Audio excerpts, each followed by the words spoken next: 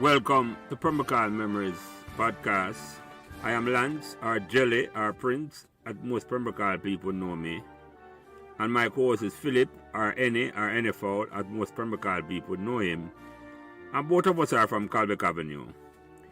Our mission on this podcast series is to explore how PHALL, a small community in the Kingston 20 area, surrounded by Joesland, just across Washington Boulevard, Marvally, Trucks Garden, or Francis Land as I know it, Arlene Garden, Patrick City, just across the Sandy Gully, became the epicenter of football or soccer for some people in Jamaica in the early 1970s. PHALL was also home of some of the most legendary musicians and entertainers of that era. I was still going to PHALL Primary when every single Sunday a triple header was played at the original ball ground at the intersection of Calbeck Avenue, PHALL Drive, now Kennel Drive. One morning match and two evening match was played to a capacity crowd. These teams, Patosi Rovers, Carawina, Asphalt, Covey, El Furto, and Dreads was joined by Marvally Uenden to play in the PHALL Corner League football tournament. And every baller in Jamaica at the time wanted to play in a PHALL Corner League to showcase them skills as the first officially organized Corner League football tournament in Jamaica. In this conversation, we hope to capture the memories of players, supporters, and any members of the PHALL community, male or female, who want to come and share their stories. Your feedback and support will be greatly appreciated on whatever social media platform you might be listening, and thanks in advance. Today is Sunday, November 13, 2022. And welcome back to another conversation about PHALL memories. Sorry. Me as usual, Jelly, our Prince, our Lance, as most PHALL people know me. My co-host today coming back as usual is my good friend and neighbor for over 50 years, because although we now live thousands of miles apart, we have remained great friends since we became neighbors at Calbeck Avenue in the 1960s. Philip, our NFL. Our guest today I know as Prince when he used to play ball in a PHALL, and he used to sell the wickedest dummy to opposing player, and we're going to talk about that. He came to PHALL in 1963 and lived on Carawina Avenue. When tell me saying was next door neighbor to a man I never remember. PHALL original weed man, the great Johnny Much. Yeah. But we have got different conversation about PHALL history on that. Yeah, man, bird spot that. You have to make bird that. Because conversation about Much and the weed, I forgot behind the plate wall. That I forgot behind the plate wall. The thing legal now. The thing legal now. Prescription we are deal with it. But anybody who here, we know what Much is still about. Or anybody close to Much. I figure that in a boy. But anybody close to him and know Much story, but I love when close to him come talk and tell me the story here, sir. So, but we digress. But why are Much story different? Because when you remind me about Much, I say, yes, the original weed man part. Yeah, man, the spot. Yeah. Anyway, Prince, yes, as you know, my guest, used to live moved to 13 Chipman Avenue after I moved from Carawina. Right across the road from PHALL High School at the corner of Marley Mount and Chipman Avenue. One of his brother Owen and I went to PHALL Primary together from 69 to 74. True. I also remember when I'm older brother was an 800-meter winner for Calabar champs. Them can correct me about that if that is not correct. That is correct. His younger sister Jackie and I, my little sister, when she used to went to Merle Grove, I'm a good sister in that, so I can't leave her out. True. We played football with the who's of PHALL, Mikey Buckner, Ray Wilmot, Flooney, Preggs, Orion, Squeeze Maddox, and enough more baller we're going to definitely talk about. He also played minor league for 3 years under 3 legendary PHALL name, coach, Alan Nats. Yes. Patrick Alanats, Patrick Ingotan. Bogo Ben, another legend, Destiny one right, and Sally Miller, right? He migrated to PHALL when he get a football scholarship. I went to reconnect with a whole heap of PHALL man while he played college soccer in the US. But without further ado, we're now going to further, make the man tell him own story. Introduce yourself, my brother. Paul Harvey, or Paul Salino, as I see him back on Facebook, I never know. Or Prince as I know him. I forgive me all information. Introduce yourself, Paul. All right, give thanks to both of you for having me on. First off, long call. So I'm a Pembroke man. I wouldn't necessarily say I'm an original Pembroke man because I came there about 1963, 64, some of the abouts. Pembroke did already start, build up back then, you know, but we still have the open land. There's no secondary school, there's no primary school. So Pembroke youth, them from them time, used to go at Donor Park, primary. The whole of we used to walk, go down in the morning. And I primary school at Donor Park. I want to believe it or not, you know. Me was a little boy, I was very small in body. So I remember I was about 5 years old, and people like Pregs used to hold me and walk me from Pembroke to carry me down, you know. Man, used to go down with Pregs, Bowley brother Junior Beer, who passed away some years back. Long rest in peace, Beer. Donovan Taylor DT, whose sister Sharon was one of the most beautiful girls in Pembroke back. Yeah, let me digress a little bit. Pembroke full of some beautiful girls. Yeah. I got Mr. Henny on the line right now. I got to tell you, sister, the best ever, man. God bless them. Right? Then we hear this, Philip. What's send them this? I hear you, brother. Yeah, man. Them girls make Pembroke look good all the time. Yeah. So, but if we talk a little bit about me and my background, I was influenced a lot in football in Pembroke, and I can tell you, I was a little skinny youth. You know, we used to bounce the football at my bedroom window in the morning on a Saturday, man. Pregs, you know. So you live near Preg. But hold on the part before you go in your thing. But Philip introduce himself. Introduce yourself, Philip, and then Paul go in our history. Yeah. Yes, people. Welcome again to another conversation about Pembroke. And I'm your co-host, Philip Ennie, a.k.a. Ennie Fowler Philip. As Lance said, from Calbeck Avenue in Pembroke, and I look forward to hearing Paul's story today and reliving all of those great memories. True. Yeah, Paul. Yeah, so you come So continue, Paul. Yeah, before you continue, don't feel no way say I'm an original Pembroke man, because me come a Pembroke in 1964 when I was 2. And nobody can tell me something not original Pembroke man. So although me have whatever they call it, my birthright citizenship from Pembroke. But part of Pembroke, right? Exactly. But the majority of people... but no feel no way. Once you come a Pembroke family in the 60s, you have original Pembroke man. At them time, the Pembroke came into existence. Yeah, exactly, with the REMA scheme and all that. But the majority of Pembroke people are original Kingston people. Like me personally, my family started out in the east and what them called Bakawal, AK, before Tivoli Garden even built up, you know. I remember as a little baby boy, me in a Bakawal near Carnation Market, me and my older brother Prince. Them telling my brother Owen that you know very well wasn't born yet. So I remember me I run up and down in a Carnation Market barefoot, and you can't smell the fish from Carnation Market. And then next thing you know, we move go Walton Park Road. All of them things are rent house. We used to go St. Peter's, Clever. Don't ask what street it used to live on. But then we move from Walton Park Road and go a Carwin Avenue, where I tell you about Johnny Mooch. Used to live right next door to Johnny Mooch. And when one of the previous interviews, we now Bowley talk about the little patch of land with in front of the little triangle there. Yeah. Right, the sub used to live right next to Johnny. Yeah, man, because there's so much there. Exactly. And Bowley did live further up the road. Bowley live right in front of PHALL and Carwina. Yeah, and they live on Carwina, the 77 Carwina, the same live on. Yeah, exactly. Yeah. And the Taylor, them did at the middle. Donovan Taylor, and brother named Robert, and his sister Sharon. And the beautiful Lydia, where I'm sure you two know who she is. Yeah, man, yes. I just call her name, I know exactly where that. It's like a Pembroke primary, yes.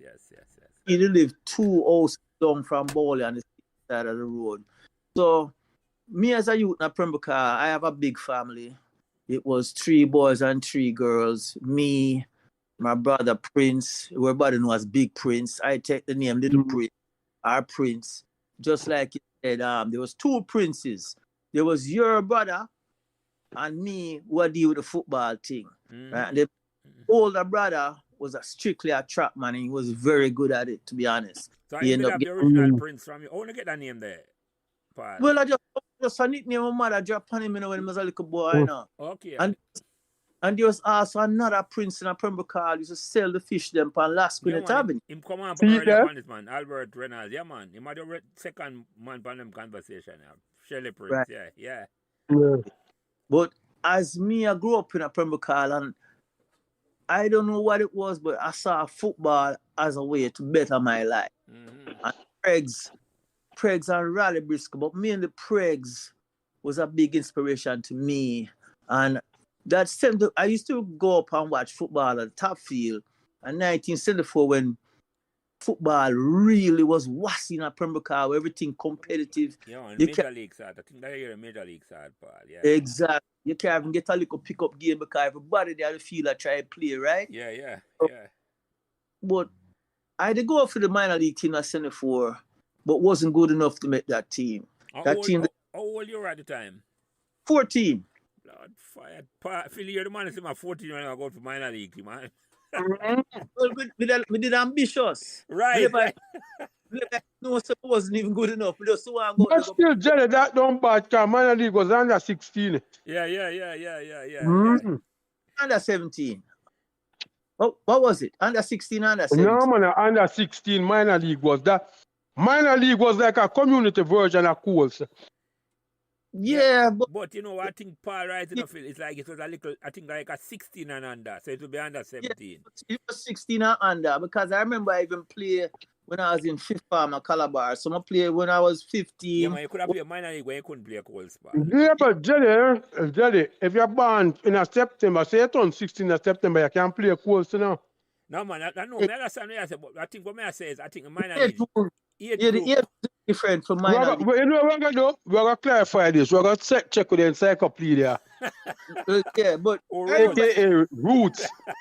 I remember I played 3 years of minor league for Pembroke Hall. I played 75, 76, and 77. I mean, never overage at any time. So some of the guys from the 75 team, the minor league team, no.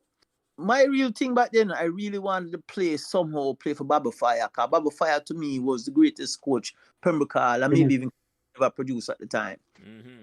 And Baba Fire was so inspirational. One thing I can say to both of you is on the ball Pembroke Hall. And you know we used to shout that all, right? Yeah, man. That's a running cry at the end of the program. Yeah. Exactly. So I really wanted to grow up as a youth and come play for Baba Fire. But Baba Fire moved away from football and getting at the racehorse thing. So I can definitely tell you this. Me going out for Pembroke Hall minor league team at 14 and didn't make the team, I knew I was going to make it in 75. But then by the time Fire was no longer involved with coaching the team and they turned it over to Allah, who was a major league player and highly respected in the community at the time. Yeah. Allah was a man where he didn't have no partiality. You either can play or you can't play. If you can play, you're going to pan.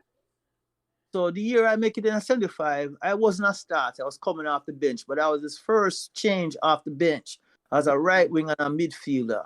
And I played the youth. I'm going to on the team. This is all many years ago, so forgive me if I forget anybody.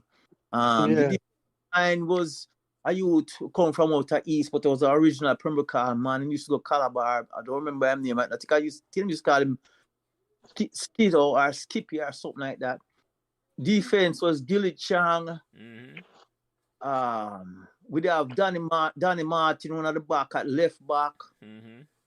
How would I play center half with Gilly? And a Pregs. No, Pregs did upon the year before that. Pregs did upon the 74 team. So let me see. You know something? The year when they wear the green uniform. What year was that? Not the 74, man. When they wear the full green. Yeah, the minor league team. Green out. Yeah. You know something? I did upon that team there now, but I never used to change in all the game them. Because I remember I put the green uniform. So Pregs did upon the green, the 74 team. Dicko, Dina the midfield, Everald Dixon, he was a very good player. Ore Matic, Squeezy. Boy, Squeezy was exceptional. Yeah. Squeezy used to go Calabar at me and also doing the park primary. A lot of people don't know that, you know. Squeeze used to go down the park primary. Trust me on that. And the thing about Squeeze, you know, is also brilliant academically, you know. So Squeeze take common entrance early and pass and go college. No. Squeeze, the exceptional thing about Squeeze was him did fast as lightning. Yeah, man. And could have kicked with 2 foot. Kick with 2 foot. Yeah, man. Still full. And they have a little mean streak in him, you know. When I say mean streak, you know why kick him, you know, because if you kick him, you know, I'll just turn it up. Like a killer instinct. Yes, exactly. You bring out killer instinct time. And he used to live right across the street from Tony Garp. Yeah, man, that was the kind of music, man. That was the Pembrokeshire Drive kind of, yes. Exactly. So when I play with Squeezy, Bowley, I try to remember the 74 team. No, Bowley never played on the 74 team. They played on the 75 team. But Bowley was a very good baller, you know. Yeah. Let me tell you about Bowley. Bowley could have destroyed a defense with him dribbling. But Bowley wasn't a pure scorer, but he was a scorer. He was not a striker then. Right. He was an opportunistic scorer.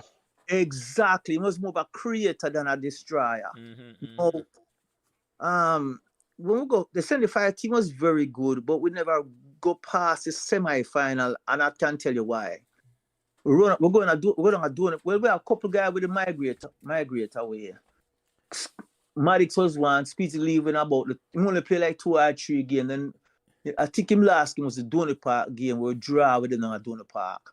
Now the Donny Park man, they never come for play football, you know. They come for war, you know. You know, they come for war. They are true elbow and kick up this and them are sharpen them peg studs with file and all them things there, right? And them never a tough team. Only rustling at the back with a brother named called Scammy. And next, I barely use the name Kingfisher, Fisher King. They play a weak right back. I remember who was them left back. But them they have Gilbert Chang, who went to Donny Park primary with me. Howard Sewell, who played Calabar Manning Cup. Buddy, who played Major League and Donny Park Minor League and Calabar Manning Cup. Buddy was an all-Manning and Jamaica juvenile player. Them kind of big man like Big just a coming at them own. So them was Big did younger Andrew Sinclair. Yeah. Him, man, Andrew Tapper. They never had a team. The Burton them had. Oh yes, in there play midfield for them. Yeah. I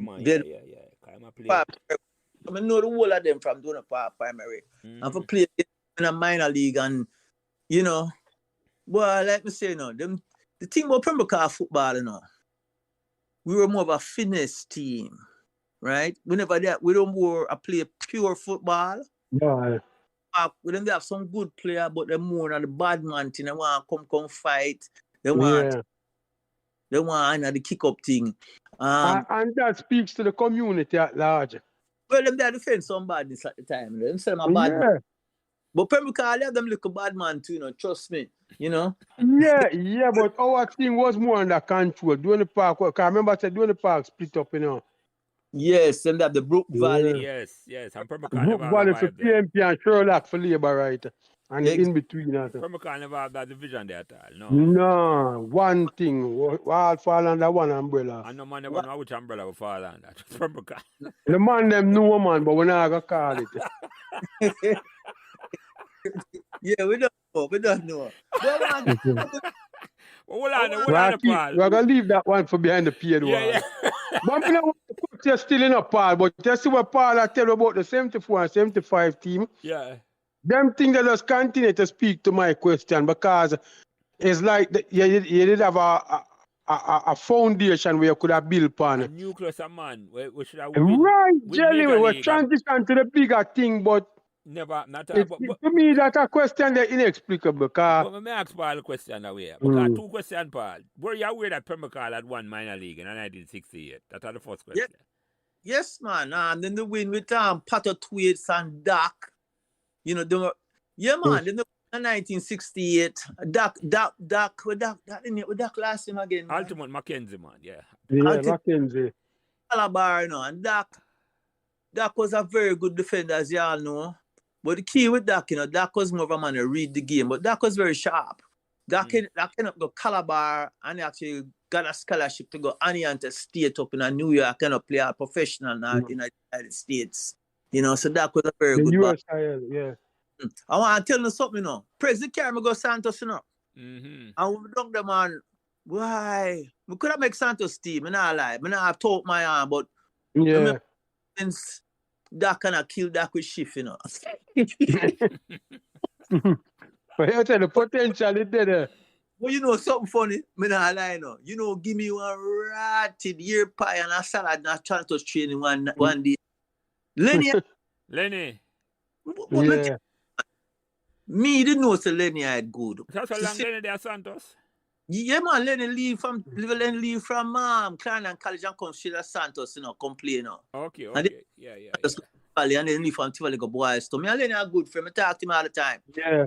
Tell the truth. Me up on Santos field. And when I used to do a over there. And me I tell you how I practice. I'm going to tell you how we bail. Dove Marston, P.Head, Clive Truly Spencer. No, some legend them. Yeah, man, the Indian brother, Jeffrey Maxwell. Who will say, well, some ratted ball, I know. I mean, as I look at you, them used to just take me off of the young. They used to take me off of them under 16, under 17 team. And just when them the shot on the big man, they used to say, come play us up. Yeah. I mean, so put it to them. I never intimidate him because he's a Pembroke man. It's Pembroke, I'm done the war and all that, the football on the small field. So Pembroke field, I didn't know it was small. What that did was give me an advantage because he used to play in a very small space. So then give you a little thing now, I feel with bigger room, you have more room for move. Yeah. Thing with the Santos field, it was a better quality field than the Pembroke field. They have little grass on it. Pembroke field, so a certain section have some grass. So anyway, we go on Santos, I'm in the midfield. And now I play opposite Lenny. That means me I go against him. And Mr. Harvey Edwards threw a ball. Now Harvey Edwards. Just never call him name, you know. Me Because the man was a bad goalkeeper. Wicked man, quick reflexes. So Harvey Edwards is very good at throwing out the football. And he threw the ball with a tremendous force and accuracy. So when I watch Lenny now, Harvey, I look upon him. So I say, Harvey, I go throw the ball to Lenny. Me a planning in my head, you know. That man can't control the ball perfect. Must bounce off and yes. Yeah. So me I anticipate the ball bouncing off of Lenny's chest and then me I go just run through and take it with my chest and run leave him blouse and skirt. Yeah. So the ball I go for take the ball off of Lenny, you know, because I anticipate the bounce, because the team ball control can't so good. Let me tell you something. The man control the ball in such a way upon his chest, it just dead. And I run past him, I run left the ball. But I never run too far now. So I say, hold on now. You know you're nothing yet. I never run too far. I say in my mind, all right. By the time the ball drop on foot, I'm going to take it off on foot. You see, by the time he is a year pie that me a hold. Yeah. And me don't know. Throw it over head. Throw it over my head. And then you say to myself, hold on. I'm going to take it now when it go over my head. I'm going to turn around upon it. You see, by the time he turn on, a salad Lenny. Yeah. You know me doing that the rest of the day?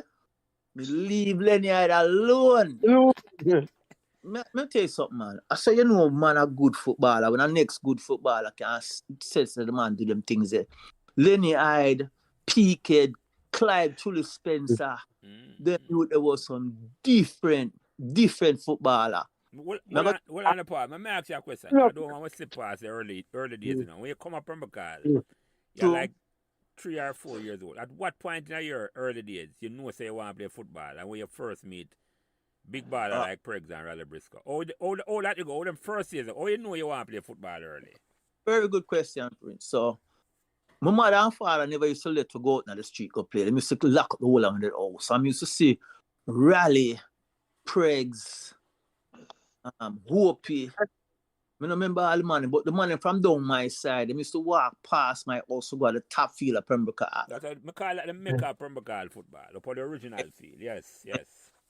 And what me used to notice about them, them they have couple ball with them, and they used to juggle ball, and Raleigh used to have a juggle ball. Then time little Carlton, Briscoe Carlton, little, but them I bring him. You understand? And timer, old timer, used to old timer from Anglesey. So we used to watch them, I go past them, I said, boy, I want to go there. And then when we get little, this is when I was about 7, 8 years old. No, about 9, 10. Right? You start go primary them time because the school built. No, I never go primary, no. You never lived in the park at all. Okay. I was one of the few. Me the two. When by the time the primary building, me there in a fifth farm, doing the park, Fifth So okay, I got you. Yeah. Pull them out, making the stay there and finish up, right? Then time the president already there Calabar and bowling them this switch up, bowling again up got Pembroke for a little bit. Yeah, secondary, yeah. Yeah. So how I can say is when me see them bounce ball, them graduate from watching them go past my house. I used to steal weapon on Sunday. Cause you see the crowd is big at the football field, the Mecca, Yep. You see anytime goal score, you could hear the crowd shouting. I say, where that nice Yeah.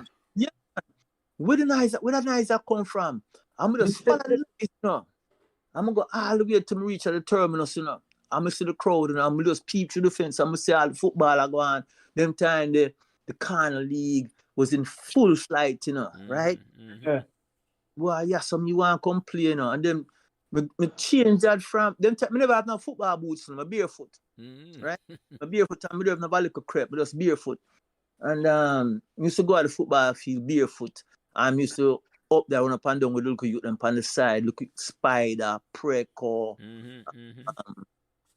well the Shelley them used to come around there. Some Shelley and Johnny Shelley, yeah. Johnny, that youth the wicked, Andrew Shelley, the wicked ball of that. But when I broke age in whole career. Yeah, we talk about that, and I would talk about that, Phil. I'm on talk about that to say I really talk Yeah, about man. Messy brother. Yeah, I think I really. when I'm put you right about that part. Yeah. But going back to the moment when I realized I had a look of future in football was when I start practice with the big man them and I hold my own. But the key moment for me is when Allah picked me upon that minor league team. And I realized, all right, I can't play for Pembroke minor league. I can't literally play for anybody me want to play for because I make a good team. So going back, the key influences in my life when it comes to football was Pregs. I'm actually called Pregs of Canada and thank him for that. Pregs of Canada right now. And for the record, we could call Pregs right name, Leslie Thompson. That's the record. Exactly, Leslie Thompson. Otherwise, me and her in our primary school together. Crystal, I think her name. Crystal. Yes, Crystal. Yes. She don't have her. Yeah. And the whole family, Pat was there too. I forget her older sister name. She married to Birdie. Yeah, who we talk to her. She come on when Birdie come on. Yeah. When Birdie won't come on. Because she come give her about 5 minutes to come on and talk about it. So, yeah. Yeah, man. So I plan to give you an interpretation of the whole thing. Yeah. That was our family that was very key in Pembroke football because the Carolina football team, used to change on a fit them house, on a Sunday. We will always to meet up. We will know about a game. That team, I can't remember what year it was, but I'm going to say it was probably 76 or 75 when Carolina won the Corner League. And we would have old timer Leon, me, Bowley, Reggae, did up on the bench. Hello? Phil. I don't hear you, Philip. You sound like you're there. I'm there, man. Go ahead. That's somebody else attack Prince. Go ahead. I don't know that boy. Yeah. But go ahead, yeah. 5 team with Carolina. We have Pregs was the captain. Leon was one of the defender.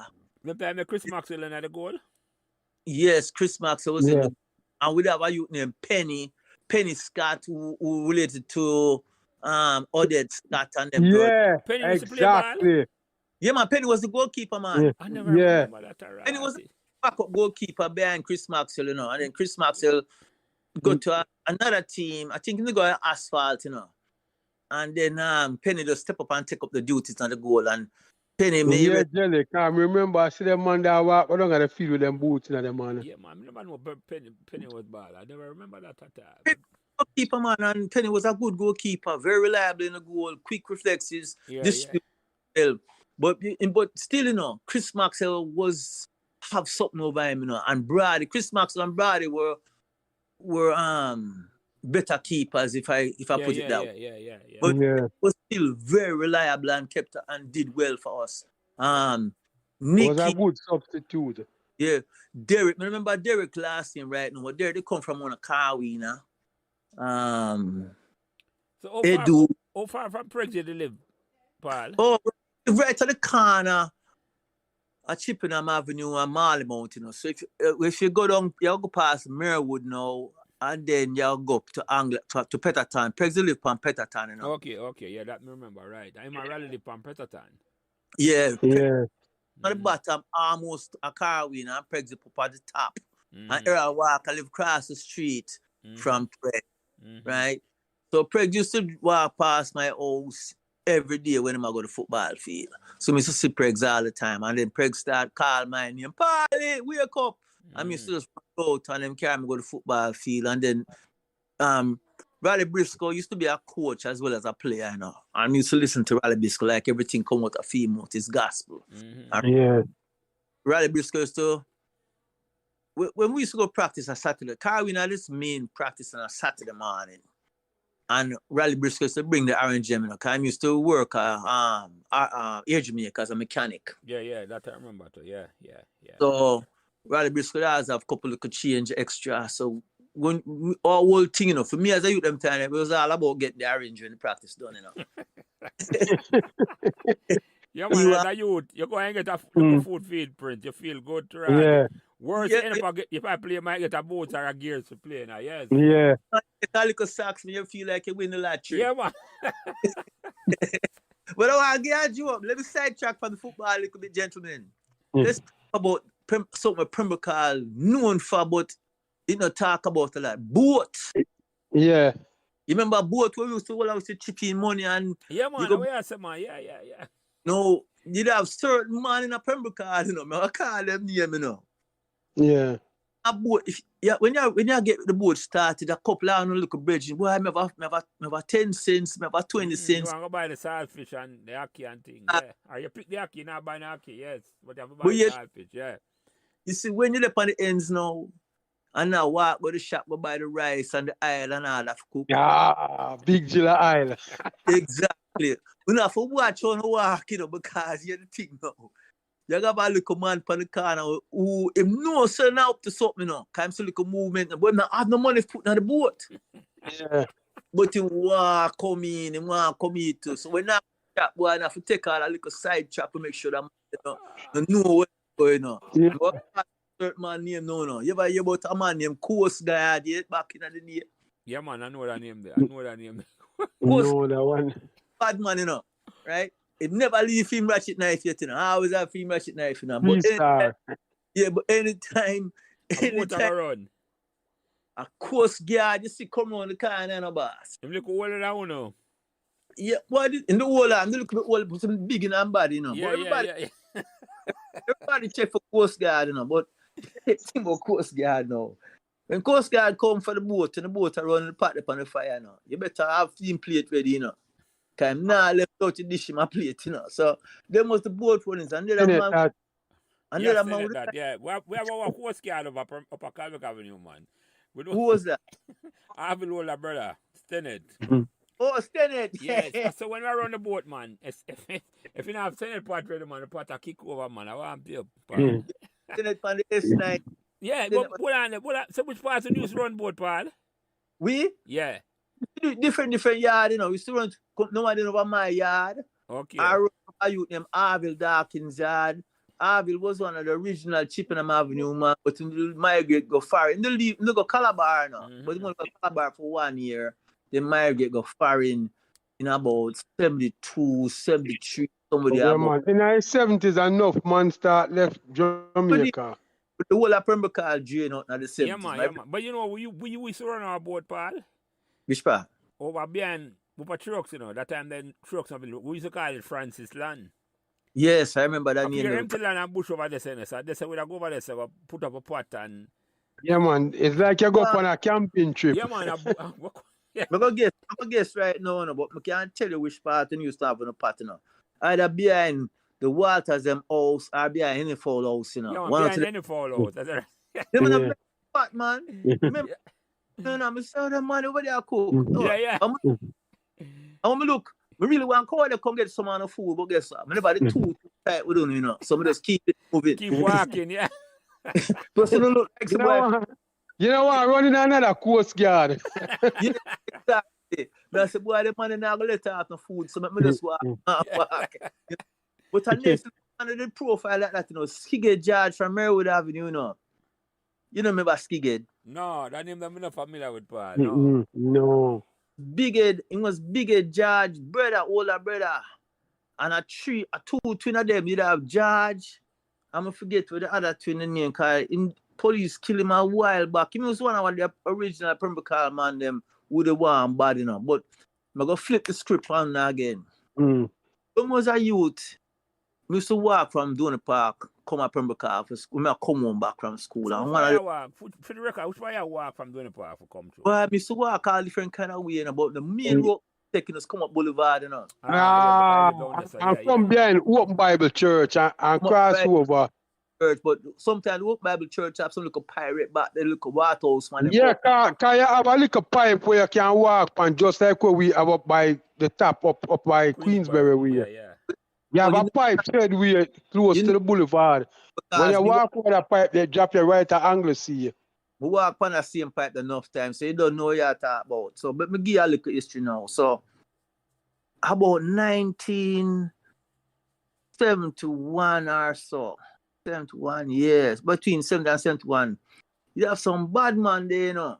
But me never know. Nobody in the Pembroke never know. But me used to walk, and as me walk, you know, me used to always see them group of man over the corner house, Panangasea, like, you know. Yeah. The man, I mean, said to myself, wait, the man are not Pembroke man, but them over the house. And then but you see, Mr. Look, you know, I really read nothing more than no, so the man are not Pembroke man, and enough man over there. And me remember even see a couple of them with gun, you know, but me not really pre it to that extent, right? And then one day,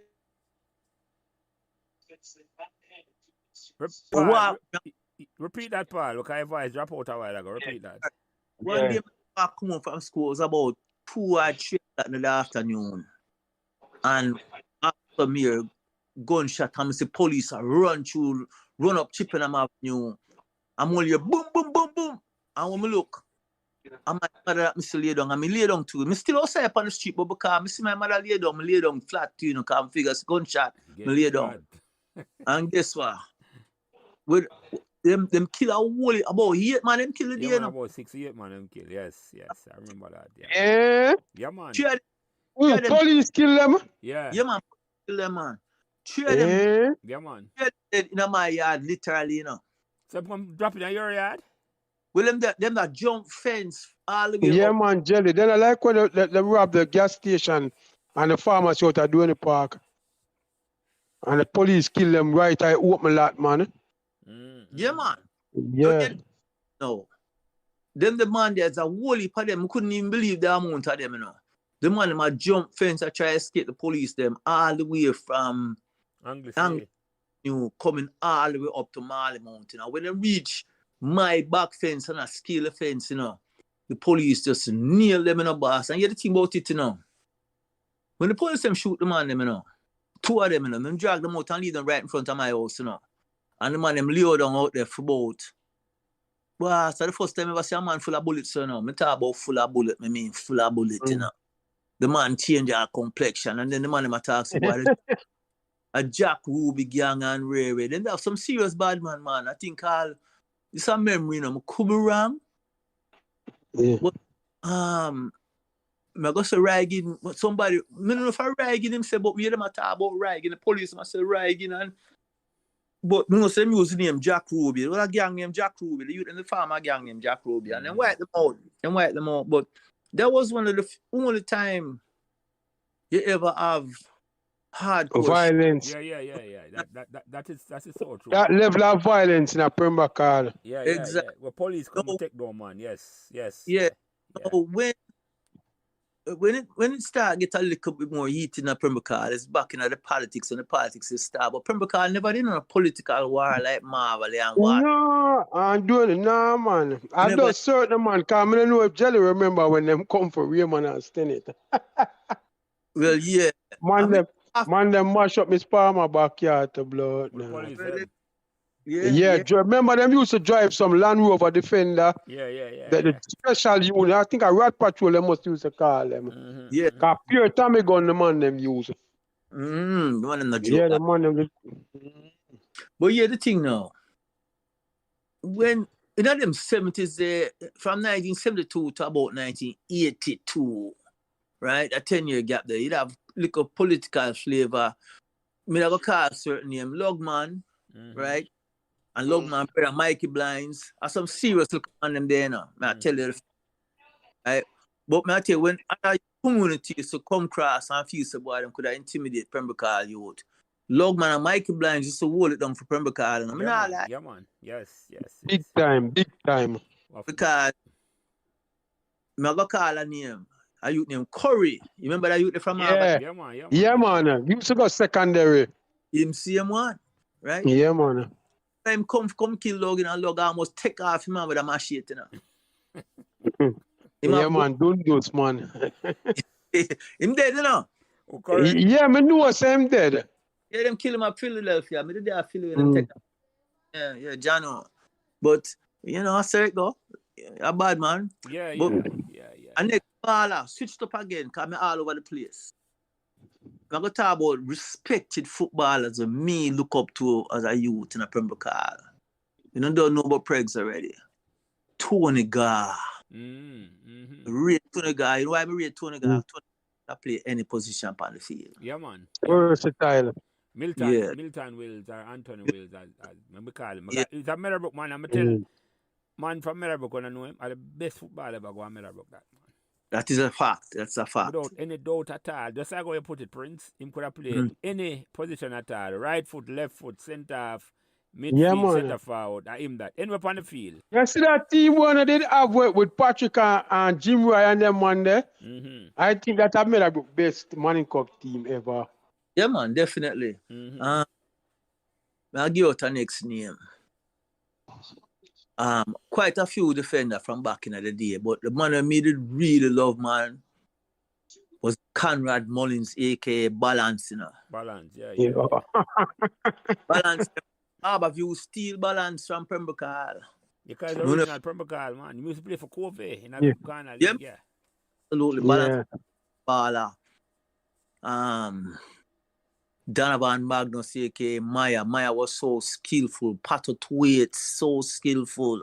I talk about someone on some different level, you know, when it comes to football. The same look Lorraine Maddox there. If he never migrate, man, that play for Jamaica. Yeah, man. Yes, without a doubt. As someone say that. Yeah.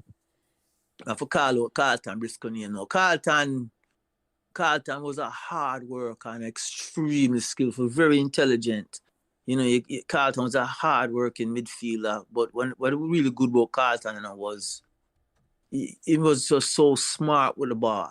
You know, done see the player 2-3 players ahead. You know, that's intelligence. Exactly. Carlton, they end up get scholarship go Howard. That's how good Carlton was. He used to play for Excelsior, leave from Excelsior, Clarendon College. He actually replaced Lenny in the midfield. After Lenny, but run the midfield after Lenny. Yeah. That's correct. And next Pembroke man who wasn't an original Pembroke man, but was a wassy midfielder, man. Light Uncle from Tivoli. Yes. I remember I used to play for Pembroke. Yes, Uncle. But, I remember they call the name Prince. Yeah. Uncle live at Pembroke for quite a little bit, you know. But nobody, it's so low key. Nobody never even knows him. I play for Tivoli is when after him win Manning Cup in 76, people know him, you know. On Carway, you know, I used to live near Nicky, about 1 or 2 hours from Nicky would live on. I try to remember the exact number, 103 or something like that. But anyway, him leave from Carway and go live on a Marywood. And when him start live on Marywood now, I saw Pregs recruiting for come play for Carway now. Okay. That little man was so wassy. Skillful man. I remember your time. The paper native Valley Garden team there with Zone Clark and Yeah, exactly. women High that keep. And when the DJ name I used to keep Michigan. Anton, you're Michigan. Yeah. Yeah, Michigan. Yeah. But true. Me and Finn brother play football at cast. Now, me leave from Calabar. I never play Monaco for Calabar. Not because I wasn't good enough. I was good enough. But the coach at the time, he never look up bias towards Uptown, man. And him could have only... yeah, he never bias towards Uptown, man. And me just kind of lose my vibes play for Calabar, you know. I went up the city top, but then I go cast, and then I went up there for cast 3 years now. Pembroke, man, who did up on the cast team with me was Ray Wilmot, Long Life, Mr. Brother. Yeah. No, Yeah. let me tell you something, man, about Ray. Anytime me I play on a football team, usually in the midfield, you know. And when me look behind me, I had to go worry depending on who me are back there. I mean, now Long Life was one of them, man. They nah go worry. Cause let me tell you something about Long Life. I thought you used to call him for Long Life. Well, I used to call him Long Life. Pembroke we know as rare. Yeah. Yes, I'm calling him Long Life. I got you. Yeah. Yeah, man. I wonder how I'm get that name there. 7'6". I want to tell you something. Me and Ray used to play upon the same inter-department team, you know. He used to play defense. I'm going to tell you something about Ray. Nobody now with no cross from Ray. Nobody now, no earball. Definitely. And he wasn't very fast, but he was very tactical. Yeah, man. Yeah. You couldn't. He looked like him run fast, but you couldn't run past him. You're right, Paul. No, you're not go past him in the long foot, man. He play a minor league with me, a center back with me. Yeah. Matter of fact, we beat Whitehouse 1 year. We go by me, Ray, Backhead, we'll sleep on a minor league team there. Preco wasn't a very high working midfielder. He's skillful, but him not real, not forceful. You need to have some force with you in a playing at midfield. Tackle and be the engine of the team, if you will. You know, you have to maintain, the game, because everything will come through the midfield. So I try to remember, we'd have a center forward named Dookie. Pokey let me down a couple times, well, you know. If you talk to Pokey and me and him get a little stroke or heart attack, you know. If you talk to him and Pokey, we could have beat Donny Park at Pembroke when they come up the year with them little bad man business, you know. And Pokey is skillful, alright. You're right, Paul. Yeah, Pokey was very skillful. The problem with Pokey, you know, he would have dribbled on everybody, you know, but then they come put the ball and do something else with it. You understand? And for the record, I got Pokey right now. I think Howard Clark, I said. Yeah. Exactly. You have a hell of a memory there, my man. Paul, which part team there? Pokey? Jamaica still here, man. Yeah. Matter of fact, he used to work for Lee Cummins. You know, if you remember Lee Cummins and Barry Cummins and Barry brother. Yeah, he used to work for Lee Yeah, Cummins. Barry, the Calabar used to play wing back for. Let me tell you something, you know. I'm going to take credit, just now. You see, Barry and Lee, and me started football. I don't care what nobody else wants to say about that, but them with up on the street all day long, I play scrimmage. And then Barry used to come and talk to me, Paulo, you do this, Paulo, you do that. Why Barry became a very skillful player, that's all I can say. Barry, man, 2 foot thing, you know, Barry, you know. Yeah, because when him come at KC, I was dating an arena. Him still about? Yeah, man, Barry live in Miami. Okay, I never know that. Barry live in Miami. And leader Canada. Pokey there Jamaica. Pokey there Jamaica. Okay, yeah. Okay. But you know who me really rate a lot, man? See him back there now. Robert Adair. Me the rate back. You know why? Because Bakke could have played any position also. Yeah, Bakke is skillful. Versatile. Yeah. Center back, midfield, center forward, you just put him there, man, and the job done. But I mean, Bakke beat Waterhouse, so them call themselves Jewsland or whatever them Jewsland at the time. No, Great West. Yeah, when Bakke beat in the minor league, you give them a hot 1 love over the me scoring. No, I'm give them more than 1 love. I think a 2 love we give them with me and Bakke scoring the 2 goals them. Well, let me ask you something like that about that though. Pembroke have a tradition. You come in and say no, so win minor league. And you talk about you play with 3 minor league teams. And you have some good team, Paul. Why we never at least win minor league again? What stop from winning again? I think that Philip asks every week, you know. Well, my take on it is simple. When the other big teams, the other team that will watch you come up Pembroke, because they know Pembroke have the kind of league go on, you know. And we start kind of league, you know. Yeah, man. Just like when we start them conversation, I'm gonna go on for same way. Yeah. When all them big teams like the Santos and the Harbour View, them would come up Pembroke and they would see one of our baller, one of our we develop, you know, from a Pembroke youth from the top field and up. And just snatch the youth and not come and make you certain promises where you complete, we'll give that. That's how Harbour View steal balance. That's how Santos take Pregs. That's how a Pregs carry Messi go to Santos, you know, believe it or not, you know. Yeah. I can't Pregs see that. Now give your next name. No, Briscoe never play for any club that I remember. Play for any of the big club That them. is true. I don't remember my play for Santos or any of them, or Cavaliers or none of them club that time, because you're right. But Briscoe was more of a national type player. So they play for. I don't know why Briscoe never played for any of the club them. I think mainly it's because I'm brother Raleigh. Raleigh was a Pembroke man. Yeah. Raleigh play for Pembroke, but I would it, you know. Yeah. Well, I thought, you see what, the way I try to answer the question when Lance asked, I think one of the problems is loyalty. I don't think the man them was as loyal to Pembroke as we would have liked them to be. That is definitely a fact. Man, a man just enjoy and know say boy I'm playing a top flight corner league. But as far as the community, if him can find better, he might go bounce. Him now I think consider the community where him live and serve. Absolutely correct. Because you have to look on Pato Twaits and you say something like that. Yeah. And Doc McKenzie himself, because I'm going to play for Santos. Yeah, Santos, exactly. But in a sense, though, we can't blame them, you know. No, we not blame them. But Jelly, a beloved community like ours, you should have even, as I say, even one time when I say I could do this for Pembroke. Forget about them other big team, forget about what aspiration. We could do this for our community. Because remember, sir, we alone did have corner league, you know. If most we bring football to our community level where it's like what Paul has speak about earlier, where the man them you can't, because I remember that when goals scored, we could have still man hear it. Yeah, man, hear as I use. Yeah, Jelly. And the football field ram. Man, who can't get inside upon the goalie bank around upon the 40 bus terminus and look? Or them crowd the side to Pembroke Drive or the side to Calbecker. Well, the song name again, the Kierman and the marginal laugh. Yeah. Remember that song? I'm going to talk about Pembroke football fans.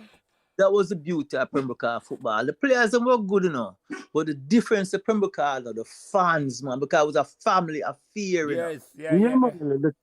The turnout was awesome, bro. I mean, you talk about the Miller them. Remember the Miller them used to live right across the terminal. Yeah, man. Elvis, you want to talk to two of them? Yeah, Elvis, Dragon, and Chris. Yeah.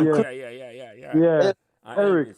Eric, Michael, and Chris, Elvis was known as the football. Elvis will come across the field and run around a little bit time, but Elvis still want to be a bad man. You got that right. You got that right, Gerard. Yeah. Elvis come afar, you know. Elvis make all America, you know. Believe that, you know. Oh, really? Yeah? Yeah, man. Elvis make for soccer, man. Then his brother Chris, you know, make all America too, you know. Chris actually coach in a college, you know. Yeah, I'm aware of that. Yeah. Me talk about that too. Yeah. And the thing about it, I'm proud of the whole of them, you know why? The whole of where I come from one place, right? And the whole of come after. Man, progress, man.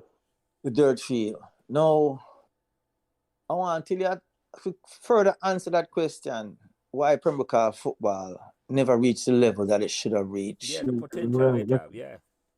The key is loyalty. You said that. Yeah, okay. Man. Must feel like that, brother. If the youth and the loyal to Pembroke, they would have stayed together. If I one season and put Pembroke. Because I tell you, say, You see the 70s, the middle of the 70s, I think Pembroke are the best players. Oh, no doubt. Believe No doubt. in the middle of the 70s, that's like from between 73 to 77. Yeah, No best doubt. homegrown players them, yeah, without a doubt. Without a And doubt. like Markham, Gil Philly and them. Yeah, Bert to them, yeah. Oh man, we had so much footballers, man. I mean, boy, even what do you them name Macintosh them where they live on the top, them man. Hold on there. Man, Platty them. Platty, Oh yeah, man. Yeah. Oh Big man. Plats and Liquor Plats. Big Plats and Liquor Plats. Big Plats to go Anianta State and Liquor Plats to go on college up in New York. I say Montgomery College. But yeah, man, them man, there was man when you look up to and play football with and understand the level of skill within the have as players. Even Dirk's brother, Skelly, we used to go college. Yeah. Skelly, college up here and playing at college too. And that is all. This is our Pembroke, man. Our next wicked footballer was Peter Grant, you know. Peter Grant, you used to go Calabar and Woolmers. Yeah, man. Yeah. What a wicked footballer, man. All the man used to come up from David them, the David brother them, you see about Pembroke, yeah. Richard Davey, Kenneth Davey. And the man go play on one of them go play for Howard team win NCAA one of the year them. Yes. The video is in the field, yeah. Yeah, but then he tried with it end up a research that jelly. Yeah. You know, ask yourself the question, how much Pembroke man for such a small community? When I say small, produce so much football will come to America, come play. Yeah. The list long, you know. Yeah, man. You have about 3 separate squad there. At least 50 man here. If you start name it up. In that small period of time, the Prince. Me agree? Yes, in that small period of time. You know what was that so amazing about Pembroke? The amount of Jamaica juvenile football player will come out of Pembroke at that time. Yeah, man. Yeah. You know, again, speaks to the potential that was there. Yeah, so despite the politics of Jamaica football, we still overcome that with the talent that was being produced in Pembroke at the time. Which is because of the community, type of community where we grew up in, the type of community it was. Well, Pembroke was a very special place compared to other communities. I'm going to tell you why. Remember this. Every Sunday, what was a tradition in Pembroke, after the football game, everybody just walk through Pembroke. You go from avenue to avenue, just a walk. Can you remember how to do that? Yeah, man. And we have a friend on every street, right? We are going Prince, we are going Calbeck, we are going Patosi. Walk. I want to give you something. Pinky Muller. Enough man know say Pinky I'm original name, you know. You know name Pinky? You know name Pinky? Muller attack? Yes, man. No. A Pinky was the original name, you know. Oh? Yeah? Yes, man. Me know Pinky from my little boy. He used to go to the park primary with me. And him leave to the park primary and go to Calabar. I see my Calabar. I leave from Calabar and go cast with him. He was a wicked footballer. Yeah, man. Yeah. What do you, man? Don't make Pinky get red pan in the midfield. You're in trouble, you know. Yeah. We don't have Pinky a part-time nickname. You see where you speak to initially when you introduce yourself, when you talk about the woman in the Pembroke. That's another thing where with Pembroke when it make it nice. You see summer when school out and Christmas time, Holy party all over Pembroke. Tell you something, man. Let me be honest about that now. Wouldn't call myself a gallus, you know. But me wasn't ugly, you know. So I can't look for... Yeah, that's the answer. Tell you something, man. We used to walk through Pembroke, man. I had a little friend on every avenue, man. You can't call him a girlfriend or what, but yeah. All girl them, man, they were outstanding. They were outstanding, not only in their beauty, but also in their attitude. Because Pembroke, good wife, you know, boss. You know, you talk about girls who raised right, you know, the mother house, them can't change. Yeah, man. You know, and I'm not gonna make you talk about that and talk about your sister, you know, because your sister with them category. I'm not gonna make you go out and I'm not call Jackie name, you know, because if I mess. Actually, sister me have and what there are two sisters in the older. Yes, there are two the older. One used to go Mergo, one used to go Stats. Okay, one named the oldest one was Rose. And She was very beautiful, absolutely.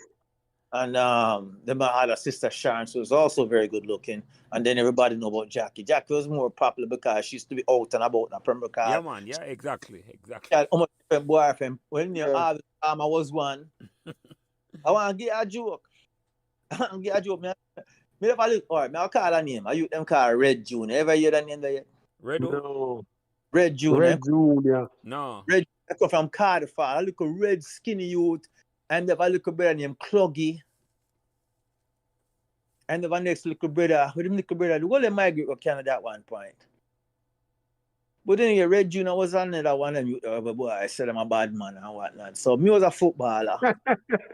So anyway, apparently him have a beef with me. So him see me one night, man, me I come home from practice wherever me I come from, and him come up, hey Harvey. Okay, what's up? Boy, I'm dead, your sister, I know. Jackie might talk about it. Yeah. So I said, all right. Okay, what's your problem? I know why you say, Junior. And apparently him not take me serious, but then come back again the next time, you see me. Hey, I'm there, your sister, you're the boy. But the whole man never knock out a Pembroke card, Yeah. just had enough. Had it for him, But I mean, I'll tell you something. My sister, them, they were beautiful. I mean, you think about it. We're very similar to Preg's and Fim sister, them, From the university, 6 kids, I think, Preg's family too, Yeah. 3 girls, Yeah. We have 3 boys, 3 girls. And everybody did, out and about the football with me and Preg's. And then if you look at my sister, them now, Jackie was always, she had all kind of like a girlfriend about the place. They used to do her bushes, go check them. And in her endeavors to go through Pembroke, of course, she good looking, the little aunt on her case, right? She have a cousin named Marianne, right? Yes. Oh, shoot. The man has studied you. Man got you under surveillance. Somebody just come up on the avenue, Prince. What's wrong with you, man? Him know me better than me know myself. Yeah, man. The man have you under surveillance longer than you think. I'm for careful, man. I say so. Yeah. You don't want criminal, you might have got to take the fifth for a certain question. All right. Now we're going to talk to you about the beauty of Pembroke women. And I can agree and I can disagree. Anyway, I'll put you on the spot right now. Your sister off the chain. Right? Yeah. 2 sisters, them, the grub them. Remember the grub them? Yeah, man. I think they're Pembroke. Yes. Yeah. Girls there. Preg's sister Crystal, sister Pat, very beautiful girls. Yeah. Oh man, Lydia Weir, Sharon Taylor. Yeah. My own personal love of my life, Carol Reed, was Penny's cousin. Penny with the same Penny's to keep the goal for Carolina. That was Which one of them? Well, Carol, nobody really know Carol well, because Carol wasn't an original Pembroke girl. No, she actually come up Pembroke, and I saw me meet her when she did just coming at the latter stage. By them time, them I go class. Okay. Yeah. So, but yeah, man, very beautiful girl, sweet girl, the love of my life, Pembroke original girl. My goal in life, I'm gonna keep it honest and real with it, was to me never come a foreign to stay a foreign. Me come a education. And my goal is to go back once we get my education, go back, marry a girl from Pembroke. Yeah. A family. That was my goals in my little box for me I living at the time. Oh, it never really worked out that way. Yeah. But as them someone make plan and got a wife out. Yeah, what on the Prince? How about your brother with the run for Calabar? When's the name again? Oh man, he was something special, man. I'll tell you about my brother. When's name again? Arnold Harvey, them call him Alan. Okay. Him go doing the park primary with me. Leave doing the park primary, go to Pembroke. Them time they used to have just a secondary school. Then Herb McKinley spotted him and I use them Earl Stokes and bring them to Calabar on a scholarship. So he actually joined me at Calabar with me in a third farm. I got you. No, it's not the original Calabar, man. Him come a Calabar. No, but you recruit him. Yeah. first time I ever run on the track for Calabar and broke the record, the national record for class 2 at the national stadium in a champs, you know. Mm-hmm. And he was an outstanding runner, but he had injuries. I say injuries, you know, he had shin splints going on. That was, but it slowed him down, but he was still. He had them call him Lionhead, you know. The reason why them call him Lionhead, you know, because he had the heart of a lion, never quit, never give up, and that's. I'm a brother, you know. I can't tell you why I love him. He was one of my inspirations as a young man. Look up to my brother because you know how hard he used to train, you know, and he just was a gifted 800 man. He actually got a scholarship to go at a university in Texas. Only stayed there 1 year, transferred out of school, and then went to a school in Massachusetts where he graduated. He actually is retired now. He worked for the state of Massachusetts for many years. Yeah. I mean, my brother is just a gifted athlete. But what set my brother apart from most athletes, you know, was his heart. Mm-hmm. He was very determined to win. Mm-hmm. But tell you about my older brother. Let me talk to you about my younger brother who followed me. Mm-hmm. Now he was smart. Yeah. That is the one who you knew very. He was very smart. Mm-hmm. Academic. Yeah. Oh, he joined me at Calabar after when I was in second form. He came in first form. Mm-hmm. So he came in 1973, if I remember right. 74. Let me see. Yeah, man. I the year up pass common entrance, man. Me go Meadowbrook is 74. Well, and man have to go Calabar. 1972, unless I'm wrong, but he came after me. I know that much. He could have been 74. Mm-hmm. But here's the thing about him now. A lot of people know this about him. He was a very gifted footballer. No, man, I didn't know that. I'm not play coach to Calabar, man. He played close to Calabar. What was special about him? He was one of the few guys I did see take a corner kick and score almost every time. Mm-hmm. Yeah. Oh, man, corner kick, he must score. He's a swinger. From the corner. May I tell you that? Yeah, man. You know, you're right about him in a Paul, because I never used to play no with a ball at Permacar. So I'm just shocked when I see my play coach for Calabar and it's wicked. I want to tell you when him start play a little bit, you know. He used to always love football and he thought they played with the scrimmage, you know. But in the come out for minor league team, my first or second year, I played minor. By them time, me season of the system and me full of confidence now. And I don't remember, them used to call him Tukuman. Was a red skinny youth. I used to go on like him a bad man. So my little brother he was so young. He not grew up like me yet. He come up another man. Tukuman go really hell my little brother so hard. My little brother come off of the field. He hurt him. I'm say, wait, my little brother not gonna do that, boss. And me not lie to you, can ask anybody they on the practice field. I broke Tukuman. And that was then I took him and career, you know, because the bone come through the skin, you know. Yeah. I mean, I'm not a violent guy. If you ever watch me play, me all about the football. I'm not into the dirty playing, but I'm not going to tolerate that dirty play. You're not going to play football. You want a war? War. Let me ask you something. Now you talk about your football skill. Because when I think I remember your final, Philip, now remember this. You say the best dummy ever see a man play. You may tell you, Phil, it's like, Prince of the one, like when I go for the ball and him leave it, it's like the whole team, I go with him, you know, but the ball gone. Yeah, man. Where you learn that skill from? You got shock, you know. Lancey are there. Okay, Lancey, yeah. I will put it together for you know. Lancey was a defender.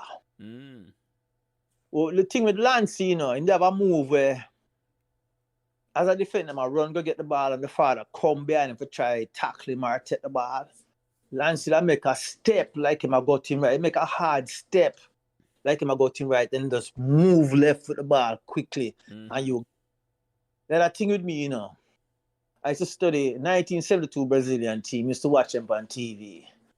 And used to see the Brazilian them make moves. It's all about perception.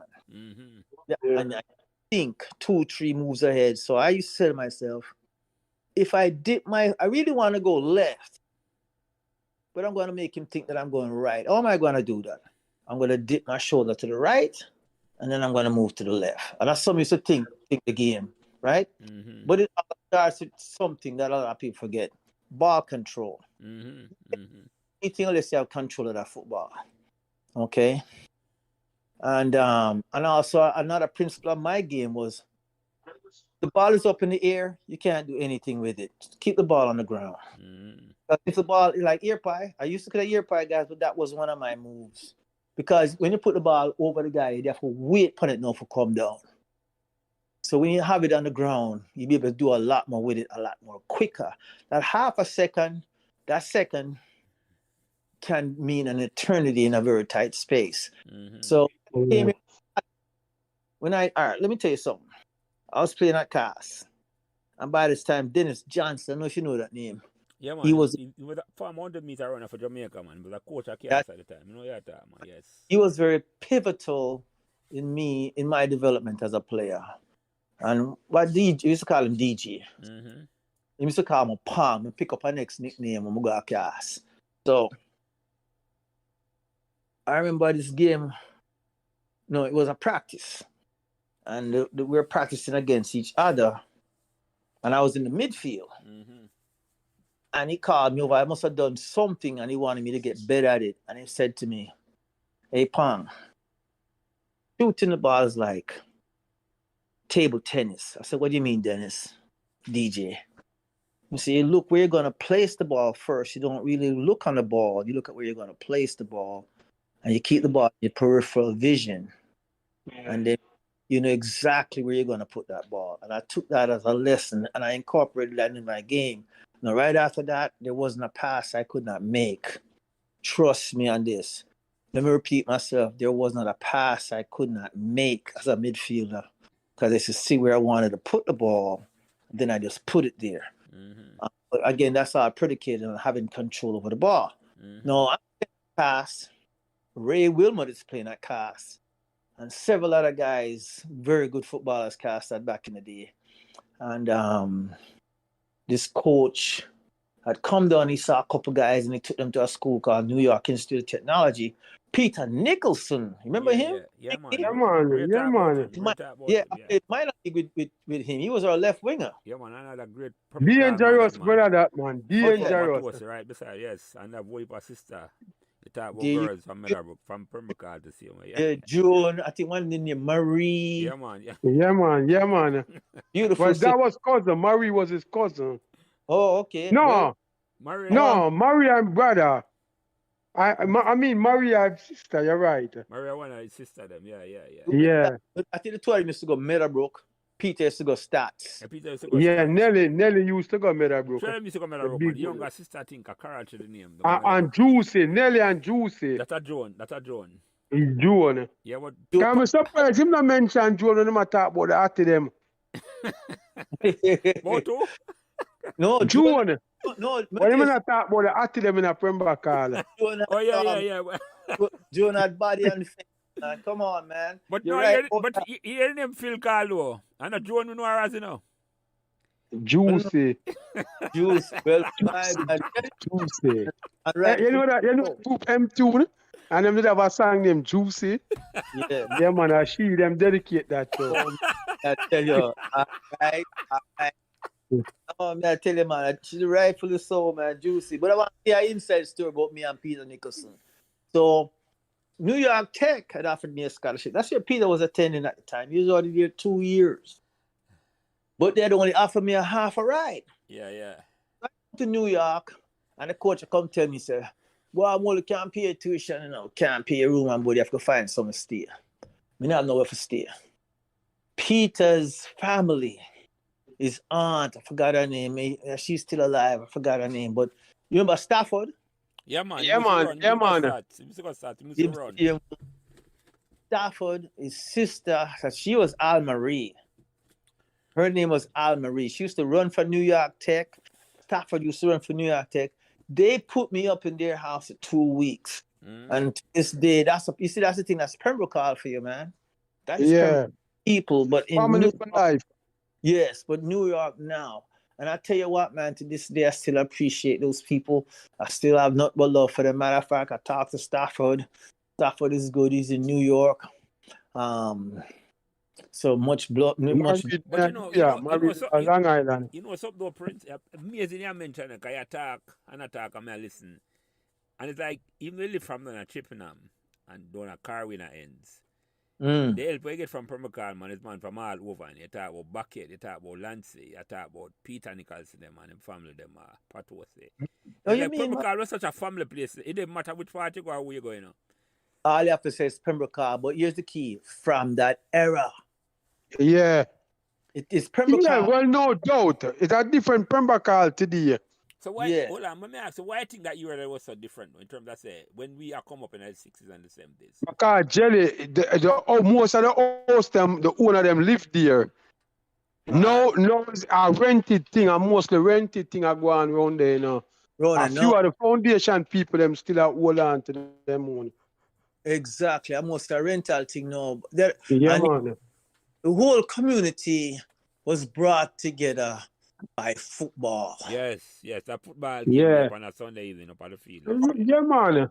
Yeah, both of the memories now. At one time, Casafa itself put out a story and them come out with a little pamphlet, a little 6x6 pamphlet, and it was Pembroke football.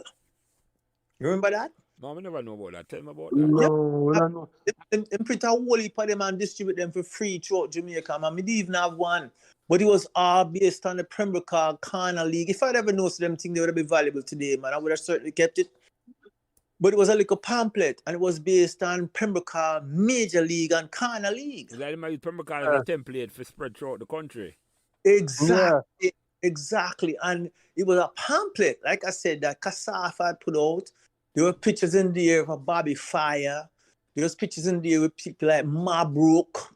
I mean, just Pembroke football at the time. Well, we're going to make Ruth look into that. Yeah, man, I look a pamphlet with them put out. That is the archives. Them put that out. Both 73, 74, that was put out. Now, here's the thing, okay? You talk about roots. Now, I played Corner League for several teams. A lot of people don't know that about me. Carwin, everybody can associate me with Carwin because Carwin win a couple championships. I mean, we brought that guys. I heard Ball talk about them a little bit, but we brought in Gerald Dugan, Peter Dugan. But out of Pembroke, Jackie, I forgot, Kirkwood Brown from Marvel, yeah, man. Yeah. Exactly. Yeah. Hell of a midfielder. Devon Simmons, Devon and I are still good friends. Matter of fact, Devon come out and come check me all the time. Devon used to play a wing back and midfield. I was on the bench, but I used to come on and play key roles. I was probably first or second change off the bench. Carlton Briscoe started. Old Timer started. Old Timer was a right winger. Of course, Raleigh Briscoe center forward. We Pregs in the back. Pregs and Leon in the back. Boy, them two people are so dynamic. I'm trying to remember who was our right back. Could have been Nicky. We had Mark P. We had so many good footballers. Carwina is a good team. So I played for Carwina. But then I left Carwina. I don't remember why I left Carwina, to be honest. And I ended up going over to Boston Bombers. And I regretted that. And I remember, why did I go to Boston Bombers? It was right across the road, Three Oaks. But there was a difference. When I went over to Boston Bombers, there was no real sense of community. Because what Boss used to do, the guy Boss, I don't know if you remember him. Yeah, man. Boss, go about and walk for them tour. Exactly. Pretend that him have money and get somebody in the car. Would have Thomas McLean come play there? Yeah. Then Zone. Then have one Black Livingston from Cavalier. That boy, let me tell you something. That man was a hell of a defender. You can't beat him. Yeah, man, wing back. Did bust him salad, but that was only once, never again. All right. But yeah, them man there. But me play at Boston Bombers for one season, then I go back to Carwina. And then it's a little, I don't know why. But we end up I get out of sequence a little bit. I actually played corner league on the junior side for Potosi. Before No, yeah, big man football, yeah. Before me that, yeah, but the time the corner league, remember not the big corner league and the little corner Yeah, league, man, right? junior corner league was Salim Miller organized and the Well, legendary this Spartacus. I can't forget about them. this was even before. Hold on, this was even before Salim Miller take it and run with it. Okay, this was our. Remember when the big Potosi side used to wear the orange tops? They used to give the little side the same orange top, you know. Yeah. We used to wear orange top and black shorts. Me and Junior Shelley, little Shelley, and my brother Eddie. Yeah. We used to play Ray. Them time Messi couldn't even make the side. No, Messi couldn't make the side them time then. No. But Messi used to just come at the field and run up. Let me tell you something about Messi. He would have come clean and leave dirty every day. He was so determined, man. But then, you know, when Messi get called for the national team, so after I got dintil, you know. I remember me I practice against Messi over the big field. I'm trying to move the football field and put it down at the school. At school, yeah. And I remember I practiced against Messi. And here's something I can tell both of you guys. He was an exceptional defender. Yeah, man. What I mean by that, he had physical abilities as well as intellectual abilities. And what was really, Messi had this power in him. Let me tell you something about Messi. Messi could have grind up your ankle like Anthony Ados if he wanted anytime. You know, man never get vexed by you and tackle you. But let me talk to you. Let me switch up again. One of the toughest games I ever played in my life, Pembroke was Pembroke against Donny Park. The 2 games, the first year when I played was 1975. Then time we got Squeezy and the whole of them on there. Bowley, Sesame. Go at Donny Park go play them and then come up to them bad man thing, you know. And I did not start, but I came on and the game was still tied. The game ended up being a draw down the matter of fact. But the field was ram. The game was vicious. It tactically vicious and it physically vicious. Because them I try broke Squeezy foot, but Squeezy was too good for them. Only Russell. They used to call him Skiller. They used to go down the Caribbean, come from Western Garden. They were beautiful. Yeah. He's playing centre back. And there was a Pembroke win a corner kick. And meet upon the field, I meet at the head of the 6-yard box and a corner kick come over. I says to me, run for jump for head the ball of the goal. And only Russell go up. And I'm here, crack! Like a gunshot thing, you know. A buck, only Russell buck Sesame, you know. In a jaw, you know. And broke Sesame jaw, you know. Sesame knock out, you know. Me can testify to this because I was on the field. Sesame knock out. And you know what Sesame did I say to himself? Big gun. Remember this road spray? Yeah, man, without a doubt. Yeah. And that Sesame I say, no, because only Russell knock him senseless. Yeah. You know, and them they have some wicked baller too, you know, some man, you call them a char iron. Them just rough and then they big and then they, you know, them just come for war and play football. We draw the game. Yeah. Pembroke and Donny Park had great rivalry. They go back for years, man. Yeah, man. For years, yes. And we never used to trade footballer, but a couple Donny Park man used to come and play Corner League up Pembroke. And a couple of us used to go down there and play in for them Corner League. I never wanted to go down there and play simply because then they come and them call me, boy, I don't want to come play for a side down in them Eagle Eye. I mean, I'm go down and Donny Park go play on football, yeah, man. I go on no bullshit, you know. But let's talk about football and Pembroke stalwarts. There's a thing me call stalwarts. I'm going to call out some man name. Piggy the Postman. Right. Used to play for Asphalt. They never play, but yes, as you call him name. Yes, right. I make this up, Bob. Man, I make the one laugh now. Piggy used to ride in bicycle and Postman bicycle come on at the football field sometime. After I don't deliver the field, and I just come on at the football field. So, you remember back in the politics time, who did I ring the bell again? Liam, right? Yeah. Yeah, man. I remember I look at you. Piggy lean back on the bicycle, you know. And I look come up behind him and go, so, ring, I ring the bell. And Piggy say, hey, little boy, don't ring my bell, you know. I don't want nobody thinks I'm a right. I like you think.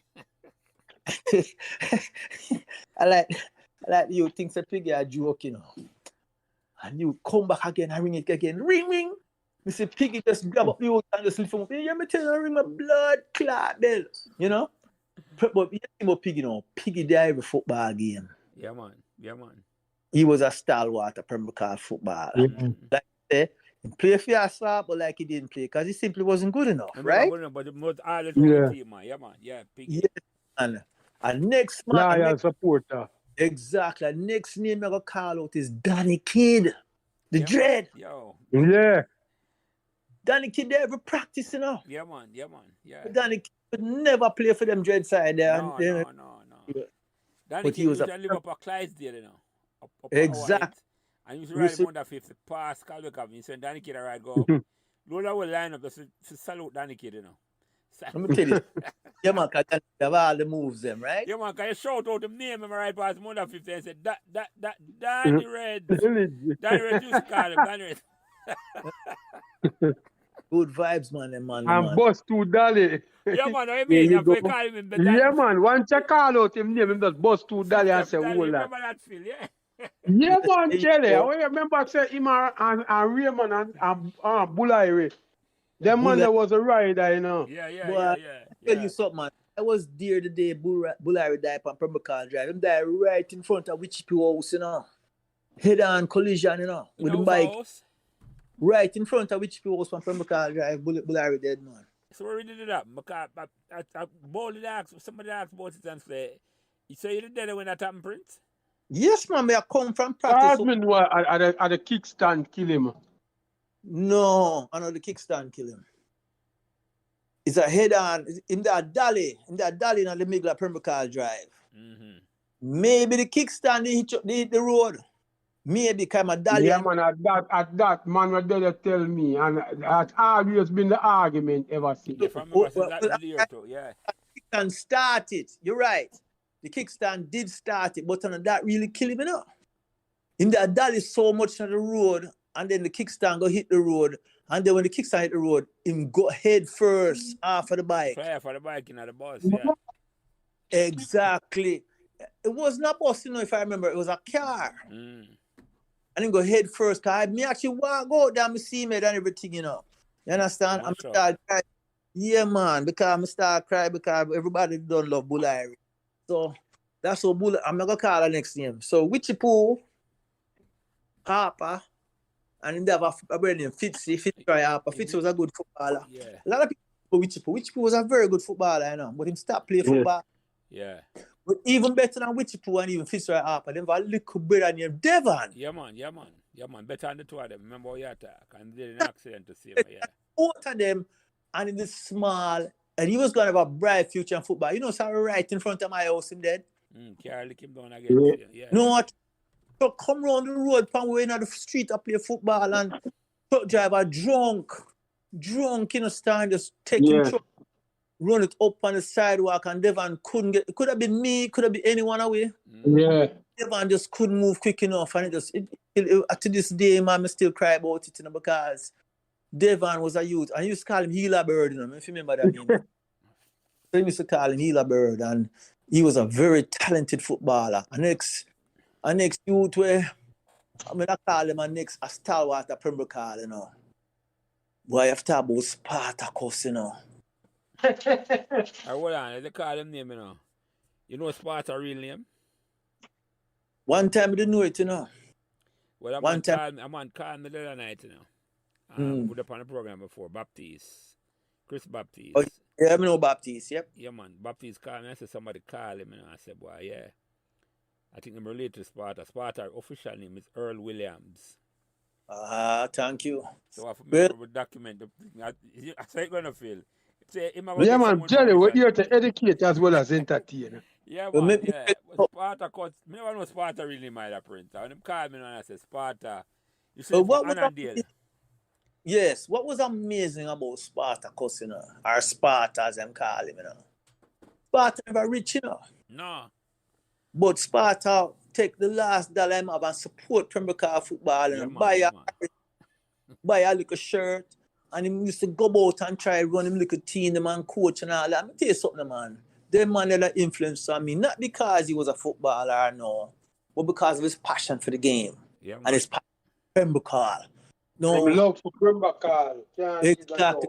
Love him for football and Pembroke. No, I'm getting him, I call him man the stalwart of Pembroke. Mm-hmm. And that man I go call, a stalwart of Pembroke, Sally Miller. Yeah, man. Yes. Foundation.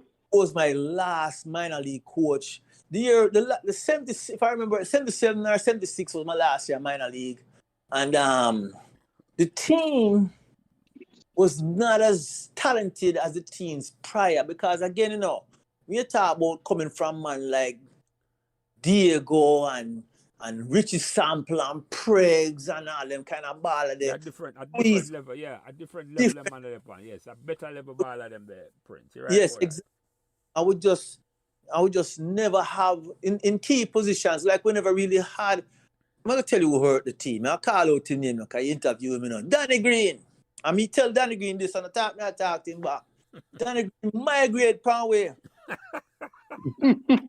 Yeah, right? because that him say when minor league are playing at the summer, him they're foreign. Yes, him they talk about that. And come back and go Calabar. Yes. Let me tell you something, man. That's why I'm putting play Money Cup for Calabar, right? Because it's like him, when we are playing Money Cup training, him they're foreign. Yes. Yeah, let me tell you something, man. Danny Green. Danny Green never migrate. Pembroke that do something that year there in a minor league because we don't only have Porky or whatever you we will come. Where they come from doing a part named Dookie. There wasn't Washington guy and Dookie they come from. Dookie they good, And the man Porky up front, But Porky was a dribbler. Porky that salad all day, year price all day. But Porky just failed to finish and goal win games, Yeah. Mm.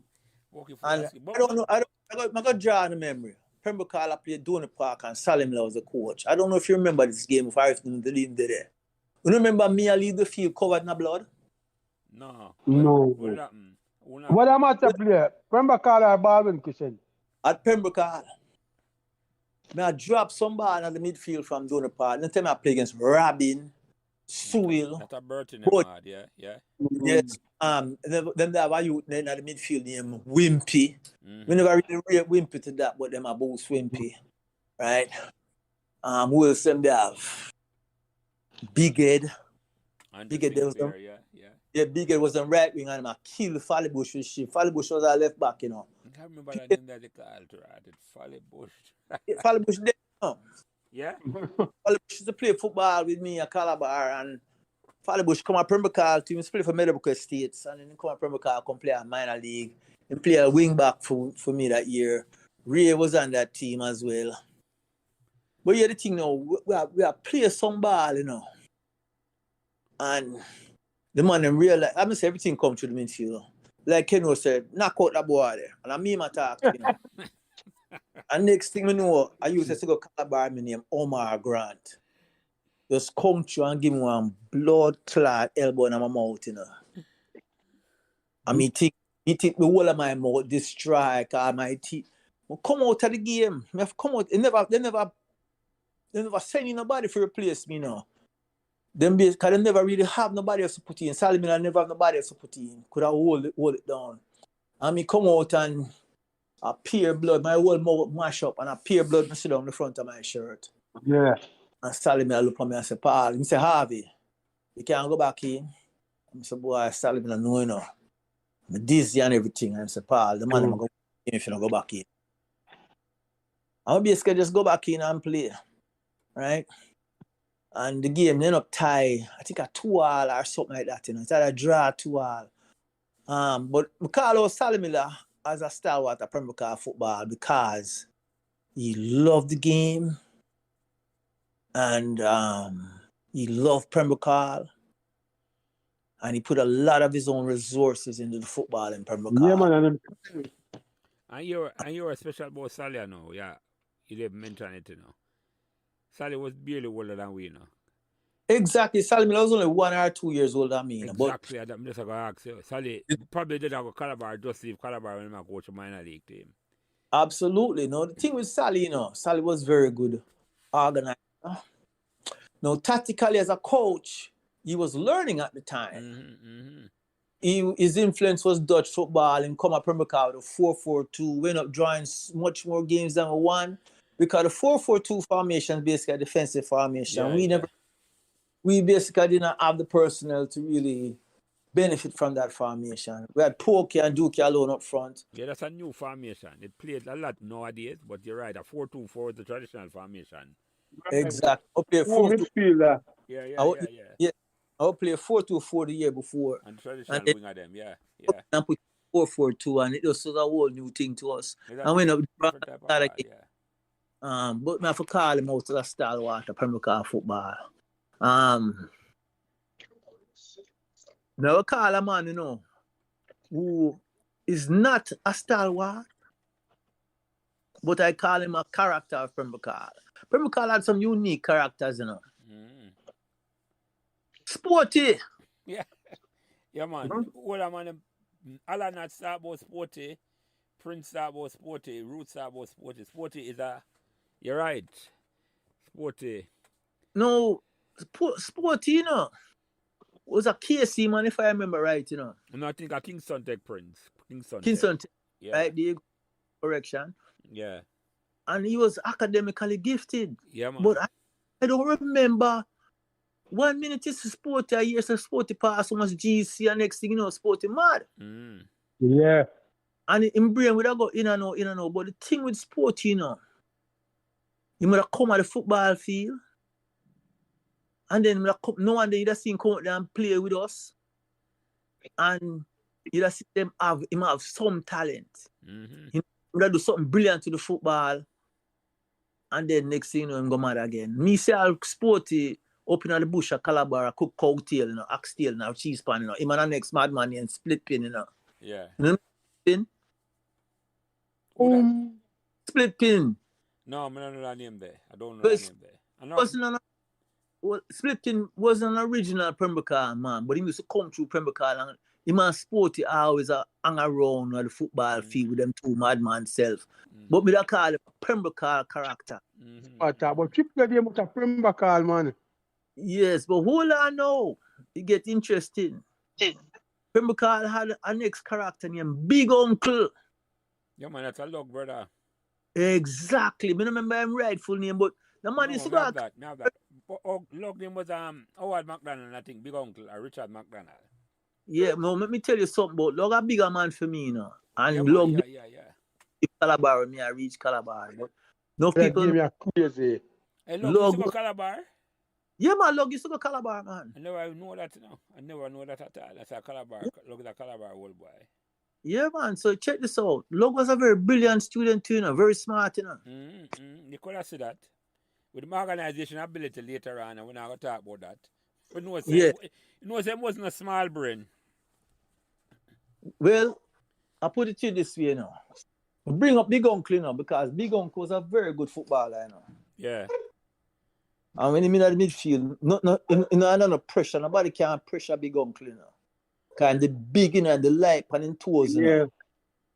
Right? Because I think he even played Major League Premier League. Yeah, man. Yeah. And yeah, man. The thing with Big Uncle, I don't know why, but all of a sudden Big Uncle start losing head. And then him just fully gone. I know that most of the man them blame all of them man that will go crazy. The man them blame it for weed. Well, me actually say we don't know if everybody, boss. Because in the same Folly Bush, the Kenneth Higgs Watson, a weed mad Folly Bush. Yeah, we man, don't know. A weed man, I will put my ear, Prince, because when we talk about Sporty, Alan has talked about Sporty pan film thing. Must remember when them there smoke and like Sporty get. We don't know for everybody here, Prince. So can't talk about that. And we're not going to blame the original weed man. I talked about him earlier. We're not going to blame much of that. So much dead. Yeah, you not tell me. You Yeah, silver promo call, Prince. Well, you what now? We call out Sporty. We call out Big Uncle.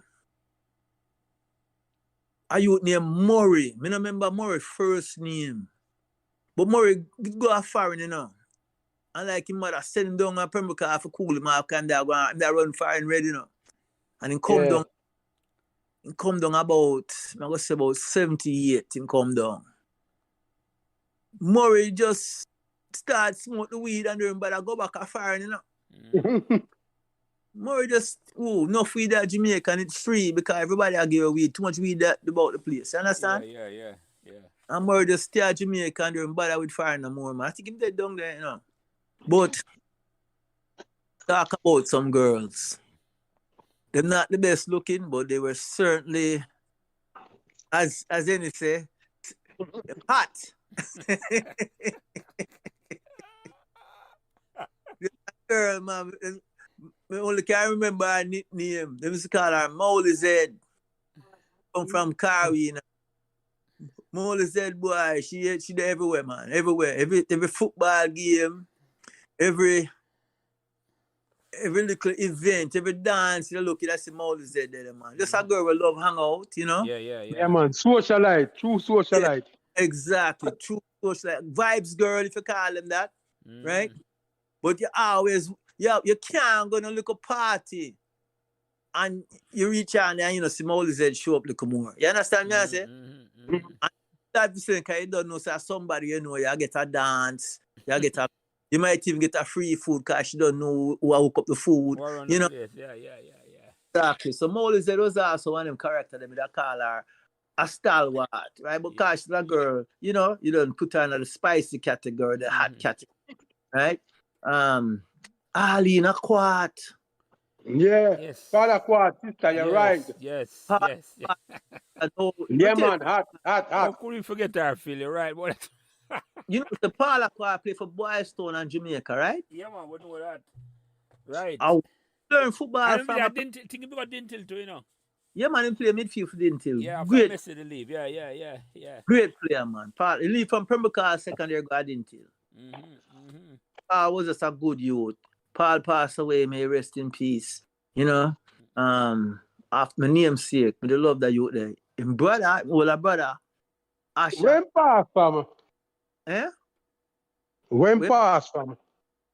When sick, I'm sick, Paul, or I'm the accident hour. No, you want the truth or you want me just don't tell you. I know where you're at for then, because I know him just like that lifestyle there. Half the year then, behind the paid wall. Behind the paid wall. Behind the paid wall. Yeah, but you don't know. So, let me tell you something about Pembroke. Pembroke, as you know, was not like Ream or Tivoli. It ain't not like that. No. But for strange reason, a lot of Pembroke man will come out foreign, you know.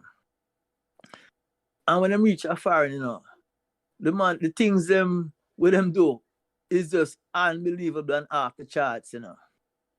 You understand? In terms of them behavior and with the lifestyle with them come up here and live. Not nobody. Everybody make a decision. But that was just while the man not bad at Pembroke, right? We didn't come and find legs, a button, a light switch go off, and just say, boy, I run it ready now. I give you a name. Not a Pembroke man, but live across the way. Norman Knight. Dickie Knight, brother from Jews Avenue. That little man there, I want to tell you something now. National Geographic called me 2 years ago to interview me about a man there. And me turned down the interview. Okay. Me turned down the interview. They don't want me talk about growing up with Norman Knight. Norman. No, who called you? Who called you for the interview? National Geographic. Oh, National Geographic. Oh, really? Yeah. Yeah, because Norman know why. I can't National Geographic. And you might have to edit this out in a Prince, but I can't National Geographic. Norman are the only serial killer ever come out of the Caribbean. So hold on, National Geographic did run a story about him? Then the one do a story about him. And then did I try to build a story. And I was somebody in the one talk to because... So where you know him from? Calabar or Pembroke? No, I never live at Pembroke. No, I never live at Pembroke, but I used to come at Pembroke all the time. Okay. Every day now I'm at Pembroke. I used to live on Jews Avenue. But now I was a little terrorist, you know. When I say terrorist, you know, You never look a gang like some little youth to follow me to lead them, like 3-4 of them, And then come through Pembroke and terrorize Pembroke youth them, You understand? I mean, I talk about now, man, a 12-year-old man I talk about, I like him a big, he might do them little thing, You understand? Yeah. Right. You must prepare the way for him later on. Yeah, I pave the way for him fame. But you the thing about it now. When now I reach, now I migrate about 19. Can brother I play Money Cup for Calabar, Dicky. Yeah, okay. But now I reach a fire, man, within instantaneous, man, the man. I don't think now man see 2 year freedom, kind of. Him that's there to work house. Boy, the man go all the way to the top. That's all I have to tell you, It's not half a year, but the thing, man. What I'm trying to get at is Pembroke is a very diverse community. It produces a lot of academically strong people. You talk about some outstanding people, academically gifted people. It will produce a lot of talented footballers, talented athletes. I mean, track and field too, You know that, right? Yeah. Musician. We talk about that earlier. Yeah. Musician, boy, look for you. Family man Barrett, right?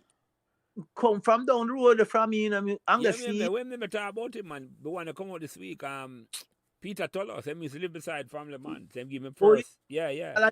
Just call a name, Peter Toller. No, Peter Toller, PHALL Toller, younger brother. Remember Peter little baby, And then between him and Paul, you'd have Kenneth Toller, otherwise man Guinea. No play minor league, him and Bowley. Yeah. The Bowley. It was a nice, smooth, rugged center forward. If you go Casimiro, in the academy, we talk about you're brilliant academic. They also go Calabar. You talk about you're brilliant academically. That youth there. Now, let me say, Pembroke produced a lot of brilliant academic youth and good footballer. The Gilfillian them was very talented academically, At a Bert them family. Bert and brother, and the one next brother, Keith, right? You'd have Albert and Keith. Was that older brother come? I just Bert alone know, and they have a younger sister named Kamla. I never know Bert. I think Kamla was his cousin or sister. Yeah, man, they have a brother man who actually play football at Duke University. Come on scholarship. You see, Woolmart. Let me tell you something, man. When me promise to live near them, promise to live on Cove, near them. I ask him about them. Yeah, promise I know more about them. I ask him. Yeah, man. I'm going to know them, man. Yeah, that's a lot cells of them. They might come on. He want to talk to Thursday Phil. So, yeah. Remind me about Bird to them, yeah. No, let me tell you something, Pembroke produce the footballer there. Now talk about a man when I know. Buckner, Michael Buckner, yeah. Patosa man, yeah. One of the most wassiest midfielder I ever see back in that game. You're on. But you're the thing about Bucky now. Bucky was academically gifted too. Yeah. So what I tell you, say most of the man them was all rounder. Yes, man, the good now. The man them good in a sports and academic. Alright, we can't name them. Which are what them a big fan now in a school, because most of the youth them all them care about them. But that's the reason why all of them did migrate and leave, because Jelly. The ability for the boat.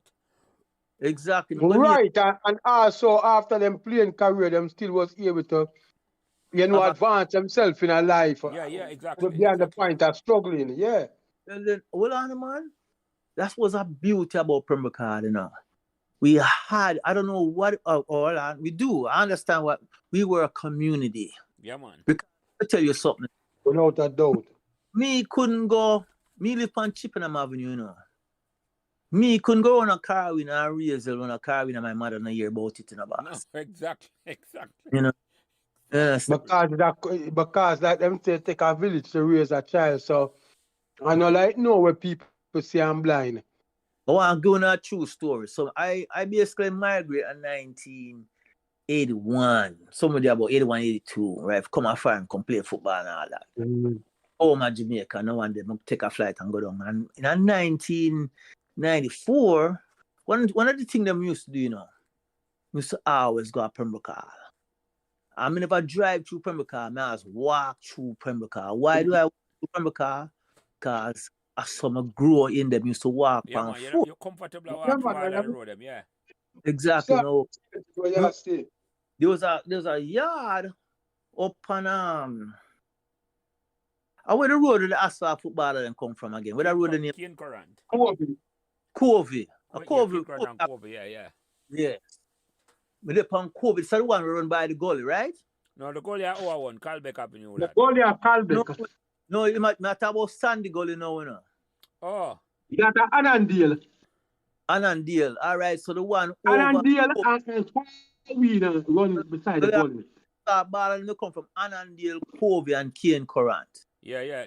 Asphalt ball Them come the- from the end. Amandale, Aqualita, Kane Current, and Kobe, yeah. But Kane Current, they also have the Elfredo man them. So anyway, I'm gonna tell you a story now to me. So I'm upon Covey. And there was a certain also used to go Calabar. I used to walk through Pembroke all different kind of way, you know. And there's also there was a big Bombay mango tree. I used to jump the fence and climb the man tree and pick 2 mango and run, you know. And the man used to say, I said, little boy, I'm gonna flash and left him, right? I have 2 mango my gun, right?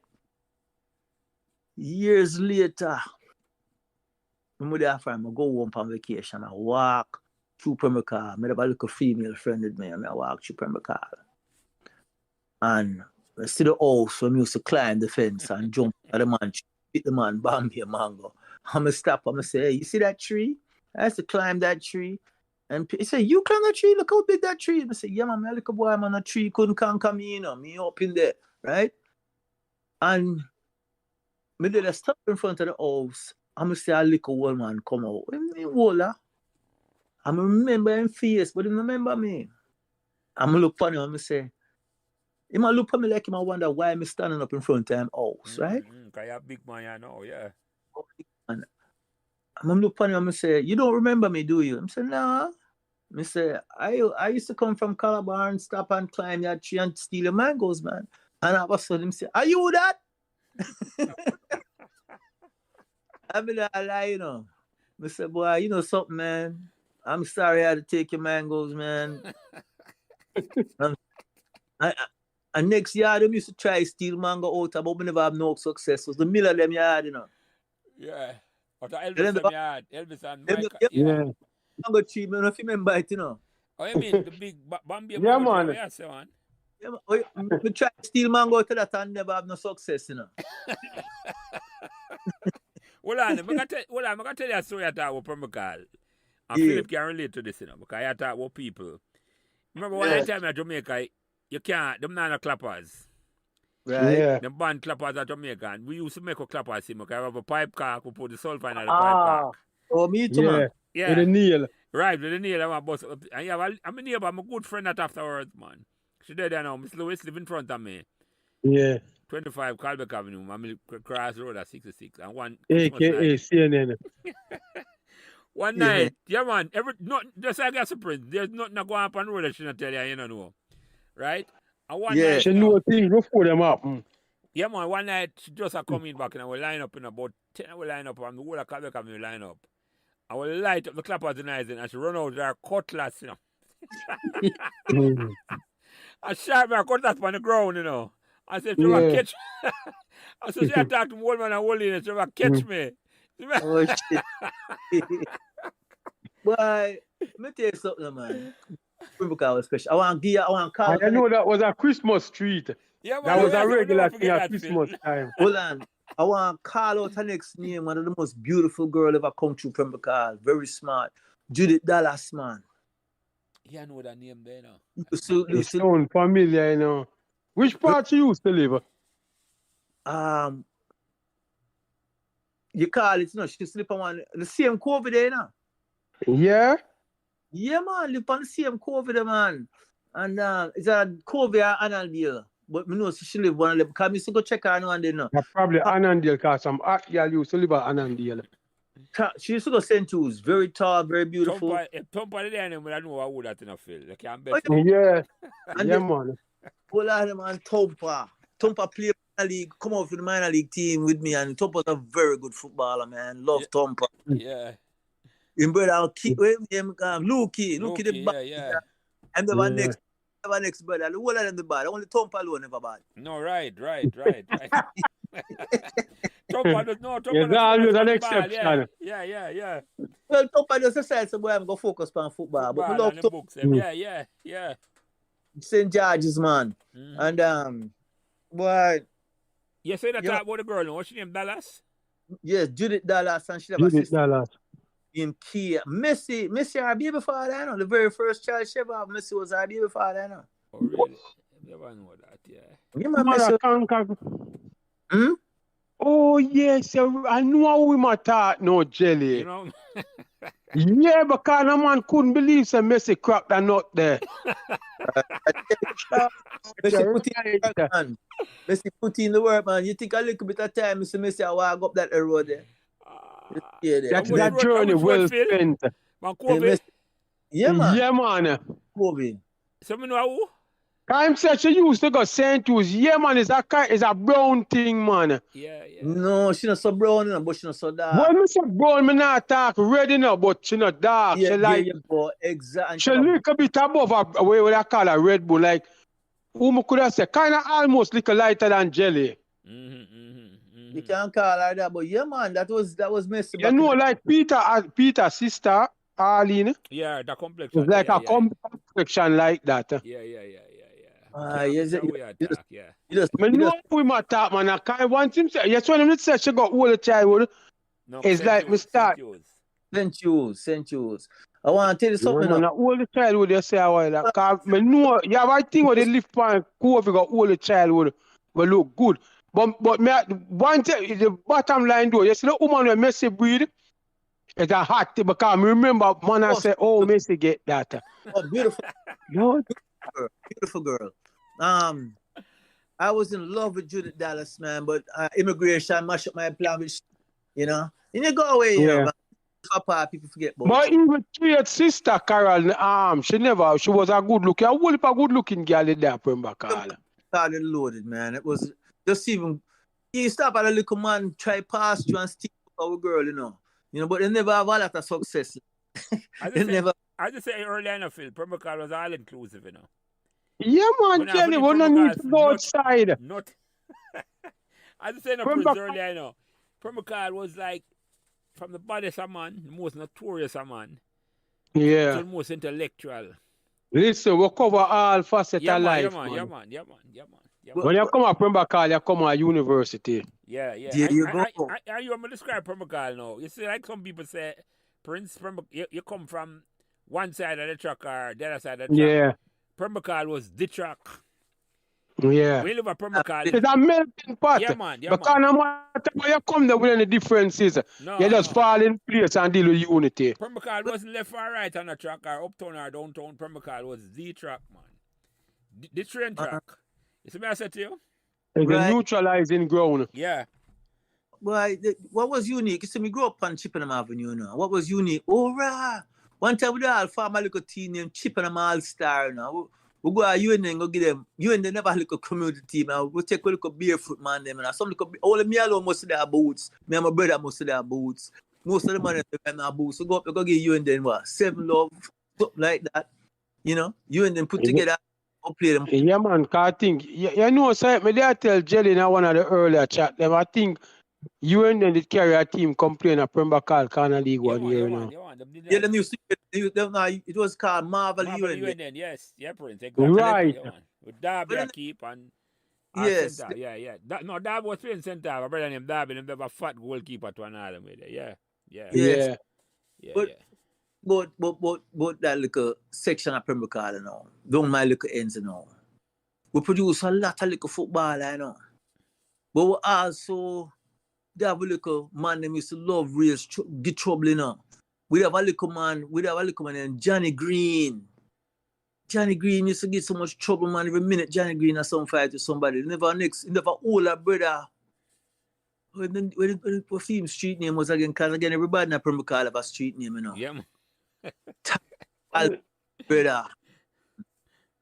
A nickname is a must, you know. Yeah,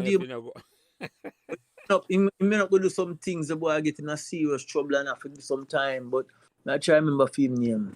Because shot them used to, oh, you remember you them call a shot? You see why I look a big head under 50? Yeah, that's all. They nickname shot. Yeah, Shot. Shut a Pembroke, man, you know, or come and go through Pembroke, you know. We should just go through every little year upon him under 50 and rob people, you know. Yeah. Yeah, man. He's a real bandit. Yeah, man, was a bandit. It never gonna last long when I feel, because we have a way to get to that Yeah, people. well, Jelly, I know it's a wrong don't last. Not a Them things are not longevity. As I said earlier, we have a couple man that's hold on permacal at certain, and a man about to come test it at all. And that Right. that's the thing we like about permacal Prince. It's like them man they never vegan know you at all for come join them with nothing, you know. No. You may have said to you, it's like we know what the man can do and capable of doing, you know. But the man never said to you, say, I have to come to this, you know. Them just are the friend permacal at certain. You know, them are different permacal while help maintain it's what did I say no? The flavor, It's the flavor, the demeanor of the area. You see what I say? Yeah. It never lead to say the reputation of the area, rather. Never change at all, Phil. They make sure the reputation. Them no want for make it a bad man town or not. Them just want it as it is, and them protect the people them so no bully never live at Permacal. A man couldn't bully a man and get out it no easy way at all. Yeah. None of that at all. A man say none of that. Well, in a certain other community that should happen, that never happen at Permacal at all. Right, that's why my man tell the youth and I ring the bell, cause you know say my man, the bigger man now go support that. Biggie. Let me ask you about two-man Prince. But you must know them because we come from here down here and we go Calabar too. Ivor Davis and David Davis. David used to run. David died recently. And the post on Facebook, Pat was on Facebook.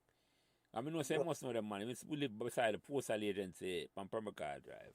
I know both of those guys very well. They live right around the road from Permacal Drive. Now, Ivor was attending Calabar with my brother because he was younger than David. No, Ivor, I'm in the same class, man. Ivor and Owen take command and trans together, and Harvey, Ivor died, I don't know, 4 or 6 years ago under tragic circumstances. I heard may have even committed suicide. I'm not sure. Yeah, Bowley talk about that, you know. Bowley talk about that either on the podcast or behind the paid wall about Ivor. Yeah. So there's some circumstances that made the news which I won't go into. Yeah. But, I know you talk. We talk about that. We talk about that. Yes. Now, David, before we even go into David, I will call our next name, which is not an original Permacal man, but you see a Permacal every day. A youth named Eldemire, right? And used to call him German, a brown, a light-skinned dread. Used to go Calabar, Erwin Eldemire. You know that name? Erwin now influenced David, you know. And David was a very talented athlete. But you know, and David... from originally. Yeah, exactly. You know, and David take a turn for the worse. When him touch the weed, you know. Again, remember what talk about that, you know. Weed on everybody, you know, boss. I'm sure the weed transform the man. Go on, what do I say? I'm saying weed transform the man. The man, they come a Calabar now. Class 2 athlete, you know. He was big, he was strong, he was fast, right? Yeah. And Herb McKinley took a real liking to him and wanted to probably turn him into a national level sprinter. Yeah. I'm gonna go touch the weed, man. Him done him career. He mash up after that, that's all. Him done him career, man. Yeah, man. And him just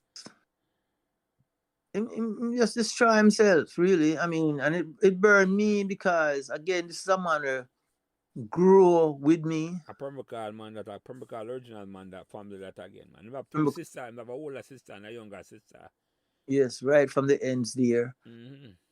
And I used to play football up on the street till him start gravitate towards track. Track and field, yeah. Talented youth. I'm going to call our next name after track. You ask about them two there. Them youth, they go Calabar me. David was an athlete. Ivor was more of an academically inclined. Academic, yeah. Ivor went on to become, Ivor they go Eastern Europe, go to medicine. Yes, there you go. Hungary, one of them Eastern European country there. That I remember. Oh, this you know, so quite couple Permacal man go Cuba and Russia go study, you know. You didn't know that? Yeah, man. Yes. Yeah, man. Then, you remember at that time I talk about the boss for Permacal. Oh, well, and them man they did have the link. Oh, Yeah, hold on, switched up again. But just remember, man, you know. A man talked to me a couple years back, and a man used to play football with, and he tried to come up for the minor league team, but he wasn't that good. He couldn't make it. Stylistics. Yeah, man, I start to stylistic for now. Ask him for come on. Him and Dico. I think he said Dico, I'm cousin, yeah. Yeah, man, Dico, I'm Dico, cousin. I'm No cousin, doubt. right. And Dico used to go KC, I think. Dico went to KC. Everald Dixon. Everald Dixon. Very good. Stylistic went to The man Stocks. KC could have played Major League for because the man did that good. But he No, was put on. yeah, Dico did skillful, man. Yeah. But let me tell you a story. Stylist to come out there, you know, and I practice every evening. You know. I'm not tired for shift style, you know, and salad style, you know. The last time me and him talk, you know, a couple of years back, you know, said to me, he used to call me Prince. He said, Prince, why you do so fast, man? I see him talk for trainer. See him. You know, I'm used to, what you mean by fast? Boy, I could have never catch you, you know. You used to just move the bar around quick, you know. Yeah. But the thing is style, you know, style is super slow, you know. Yeah. Slow like molasses, you know, and the thing, yeah, you know, molasses move slow, you pour it out of the back. And that was the thing with style. They have the talent, you know, but in the too slow, you know. And if you have fast for football, you have fast for play, and that very small field of Pembroke, you know, because like, you know, it was not regulation size. That's why they ban it. Yeah. Right? Yeah. When me come to college up here, you know, because me grew up Pembroke, you know, and play football at Pembroke for many years. When me come to college, you know, and then give me grass, you know, and a big field, you know. The first ball me touch and run through the whole of the white boy, them, you know. Coach blow him whistle and say, where me come from, you know. Yeah. I hope you not tell him Jamaica, you tell him Pembroke. Fuck up him brain. And the ball, Pembroke, right? He wouldn't even know what Pembroke is, but at the time, he know some of them come from Jamaica, but they want to know where you learn them skill from. when me learn for play. I'm Yeah. learn for play upon a little dirt field of Pembroke. Yeah. Said, But bigger than that is the fact that you teach yourself. Said, Prince, you never play Major League for Pembroke and at all. That's minor league play. No, just minor league only. Log them they take over the football at Pembroke now. Log them to come to me and want me to come out for the Major League side. At this time, the man did a move a certain way with the football, and they affiliate the Pembroke football with the Pan American thing. Yes. Pan-African. I never really want to take that political stance there, you know. Yeah. Because that was part of the reason why Pembroke football did kind of take a different way. Yeah, exactly. Come to me and say, boy, let me call me Harvey, and say, Harvey, come up for the side, you know. And at the time, I go cast and I look for leave and come and find pan scholarship and thing, and it just, I never tell him no, you know. But at the same time, I say, boy. And you see that's the way I tell you now about Log and you. That's the testament and the respect of me have for Log, you know. Because even though you not play, him not bring no bullies him to you if they have to play now. In a certain community, you don't have to play. Well, yeah, but you know that. If you man, I know that. Yeah. My practice, because I get a thing, you know. Remember Berger, Anthony Johnson? Yeah, man, yeah, that's a Mifkel older brother. Exactly, Mifkel. Mifkel love me as a ball, and I love him too, right? Now, with the Pembroke as a youth, I used to go watch them, the Major League team practice, and Berger kill it with Pembroke, and Berger make it up, you know. And they up at the top field, and we just say, some man pan some bike just come, you know. Not man from Pembroke, no. Not even man from the area, you know. We out. Outside, man, yeah. And you know what it was? It was Tivoli guard man, you know. Guard man, them come for Berger. Yeah, man, and basically look on him and tell him, say, boy, you better show up a practice at Tivoli, you know. And basically threaten him life, you know. Right. And that's all Berger, you know, was Santos. Yeah, I'm have more protection than Santos. They have more protection than Santos. We never have no bad man like that could have deal with Tivoli guard, man. But Santos back it from Vineyard Town and wherever them come, you know? Archive, man. Yeah.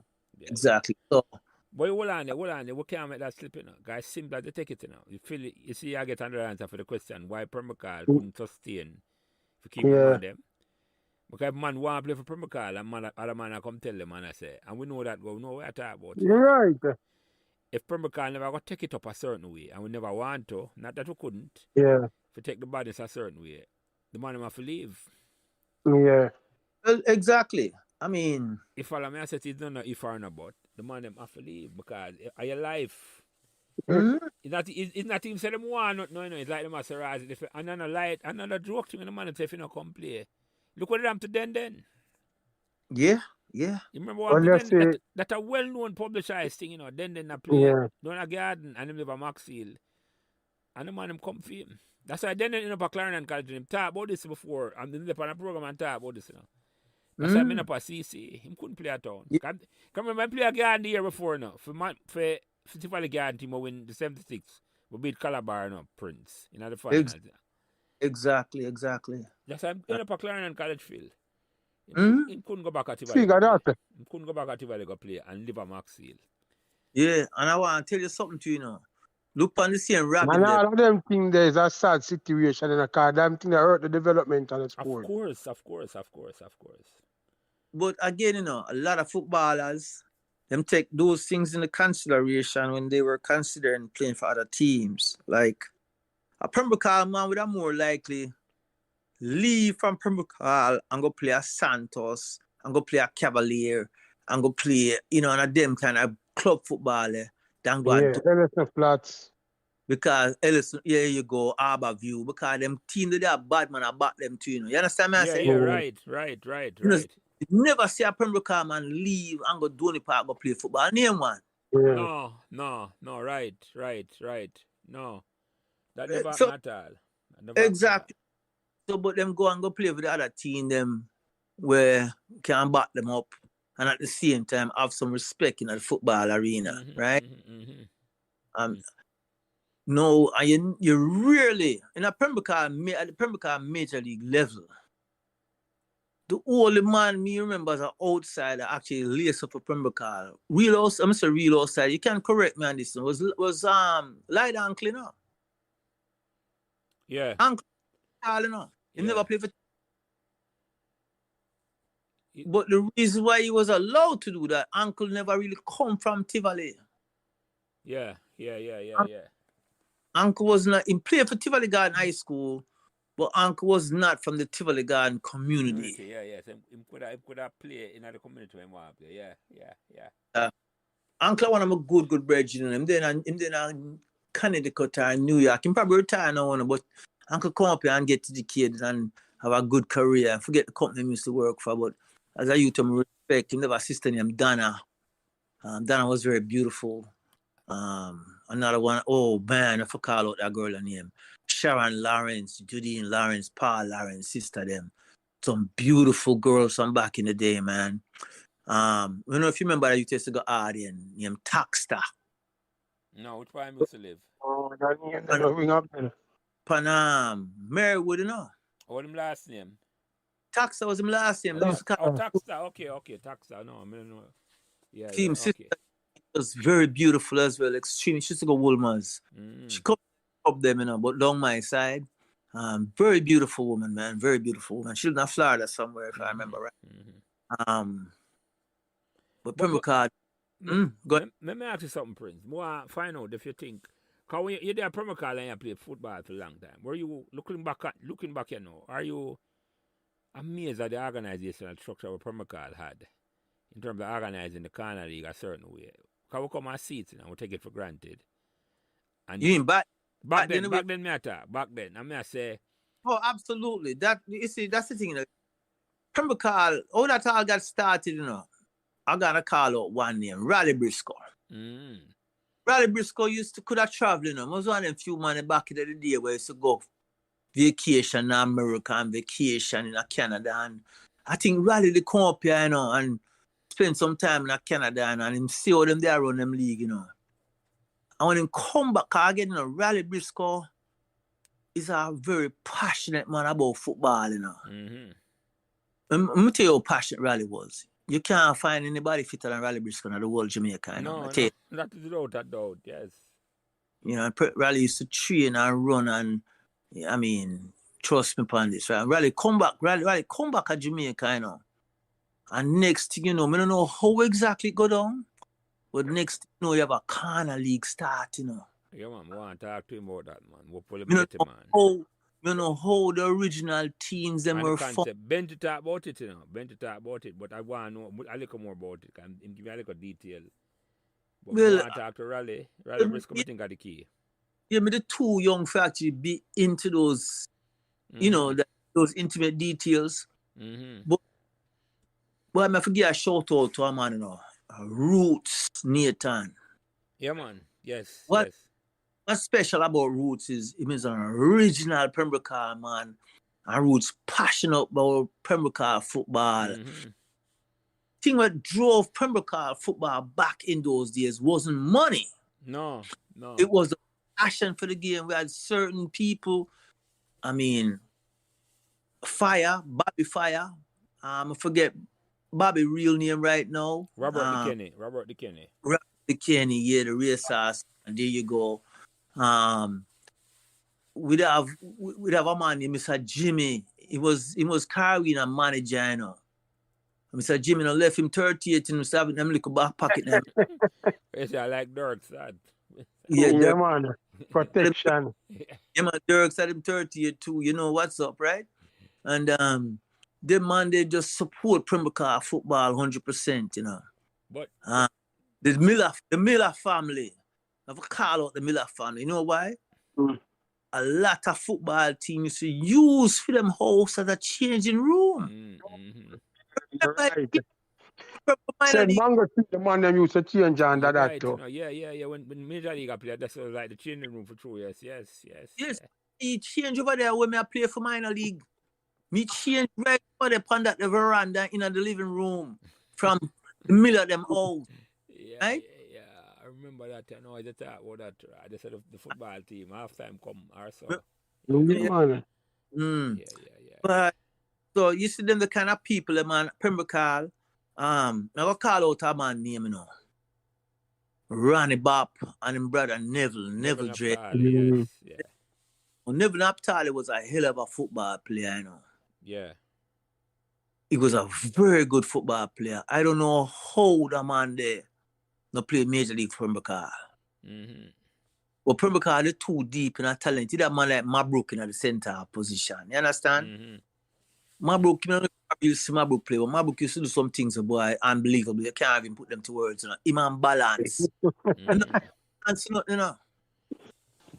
That Pembroke backline, man. And the first man was a real life bicycle kick, you know.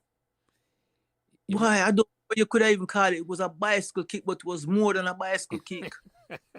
Apart from when it's pedal up on TV, Phil, and the first man, yeah. The man used to fly through the air and do it, you know. Yeah.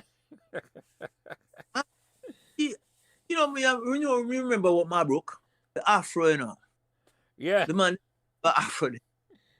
Nobody could. But that weird them time that even Pregs did have Afro one. But when I play Rise in a Prince, even when I play ball, the Afro still smooth same way. The Afro nah.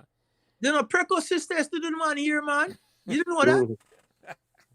You know, some Preco sisters to do the man here. I forget his name again. Yeah, them just live up a call look at you a little bit before move around coping. I know you talk to her. Yeah, man. You know, sir, she come a foreign and then go back to Jamaica and marry my book and bring come a foreign, you know. Oh, we never know that. Yeah.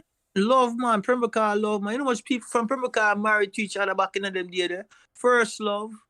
Not, you know, you not leave your girl in a boss. Pembroke people, Pembroke woman was something special. Yeah, man. You know, and was a bunch to choose from. Yeah. Well, some of them just left you drooling. An abundance.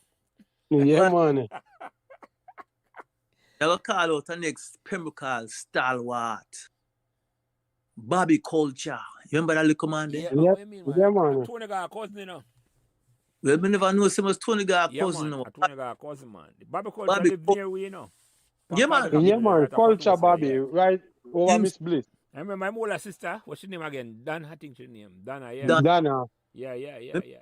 Play something, man. That was a good footballer. Yeah, but man. Yes. Yeah. He was football and got a different way with it, you know. Right? I'm going to call him on the Pembroke stalwart because he was a vibes, man. Yeah, man. Bobby Culture and everybody in a Pembroke, man. Yes. Exactly. Although him stop play football, Bobby Culture can't walk past from the football field and stop over there and start juggle the ball with you, you know. No, if them have that juggling skill, wicked for true. Yes. Yeah. Although him go about in business, you know, if him see a ball over there, man, him Must stop. and juggle. Yeah. You know, see where the man used to come on the triangle jelly and demand for play. Bobby Culture, some call him a You star. tell the man say we already picked the 2 team. The man I say, yeah, I'm gonna go come off and give me a run.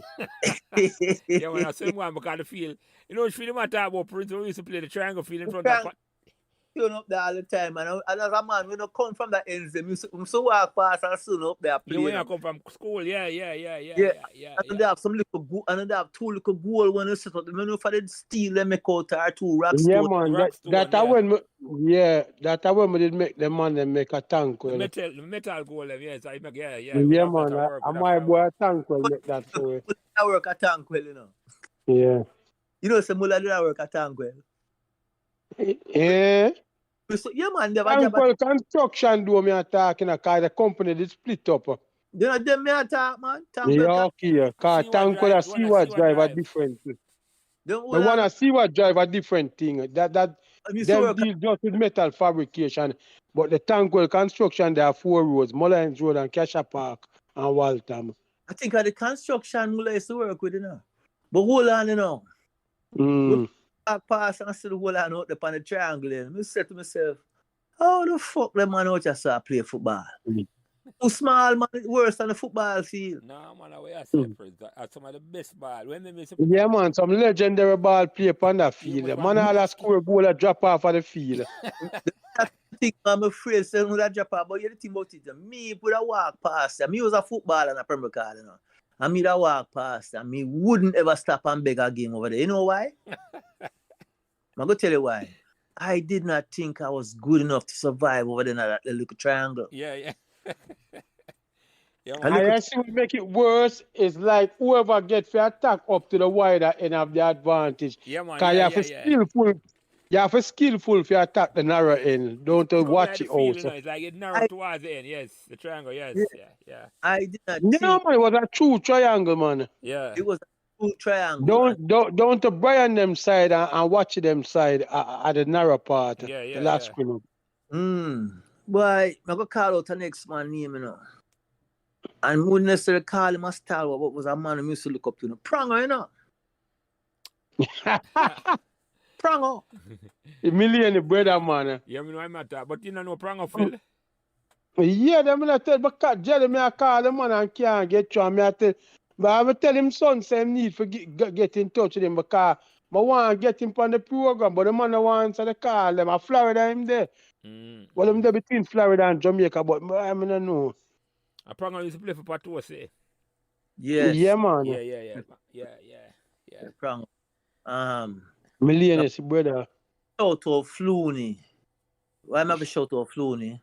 Even younger brother used to play for for upsetters, I mean. Ricky Pro. Ricky Pro. Yeah, shout out Flooney, Paul. Go ahead. Yeah, man. Flooney. So me and Flooney go way back, Calabar. And when we come afar, for the record, let's call Flooney right name for it. Gladstone Hutchinson. Yeah. So Flooney English name. A hell of a goalkeeper, you know. Yeah, man, yeah. But a lot Flooney keep minor league goal with me, you know, right? So I'm gonna tell you something now about Flooney. A lot of people know. Flooney could have played out on the field. Flooney was a hell of a left footer. Flooney could have come out of the goal and play a left back or maybe even a left wing, you know. When Flooney get a scholarship and come up, you know what position Flooney play? Outside left. Now Flooney used to play on the triangle with it, you know. And Mulla them, you know. Let me tell you something, man. Flooney ferocious, man. Now you think about Flooney, I'm gonna share with you now. Well, with them size tie and calf, better bit. You know what Flooney lick you, you know, death in a boss. No. Yeah, man. Thicker than thick, that. Me say Flooney lick you, man, a death. So me tell you something, man. Me I feel, you know. And I bring some youth from Jamaica to play football. I don't know if you ever hear about that, but I bring a whole heap of youth on scholarship come play football, you know. And Flooney did there in college in Pennsylvania, Lafayette University. Lafayette College, a very good academic school. I mean, never knew at the time to end up there. But me I deal with the coach to bring 2 youth from Calabar to come play for them, right? You them Geddes Alexander. And the next youth the name. I can't remember his name right now. But he used to run track and play football. So anyway, me and the coach are reason. All of a sudden the coach said to me, "Oh, our Vice President of Academic Affairs is from Jamaica, Mr. Gladstone Hutchinson." Right over know the name. I say, "You mean Flooney?" I hear the thing about it, you know. Them know Flooney by that name at the college. Everybody at the college call him Flooney. Because because that name following from Pembroke all the way to the college. All the way to the college of Pennsylvania. So me actually talked to him on the phone and he remember me. Yes, Prince, Ray. Long story short, you know, me have a dog, you know. He was a half Rottweiler, half German Shepherd. I'm going to drive all the way from Philadelphia, go Lafayette, go get Flooney the dog. The dog get big. You used to call the dog Shabba. So if you ever get Flooney on the line, you can ask him about that. But let me tell you something now. Me do rate Flooney. Flooney was, again, when me I play football at Pembroke, there's certain people. Me look behind me, you know. Certain man at defense, me not fret. Me see certain man in the goal, me not fret. The man in the goal, me never used to worry about was Flooney, Brady, and Chris Maxwell. Yeah. 3 man there when them there behind me. 3 top flight keeper. Yeah, man. Yeah. Nothing, right? When it comes to defender, man, Pregs was my guy. Pregs was my guy. Maybe you know, man out there were better than Pregs, I don't know, but Pregs was my guy. Messi up on a whole different level, but Pregs was my guy. You understand? The intimidator. Yeah. Man, let me tell you something. Talk to Pregs coach. Pregs ever coach up in Bob Gray. Bob coach Pregs at college, you know, Addison Brothers College, you know. Or me talk to Bob. It's years after Pregs leave, you know. Me talk to Bob Gray.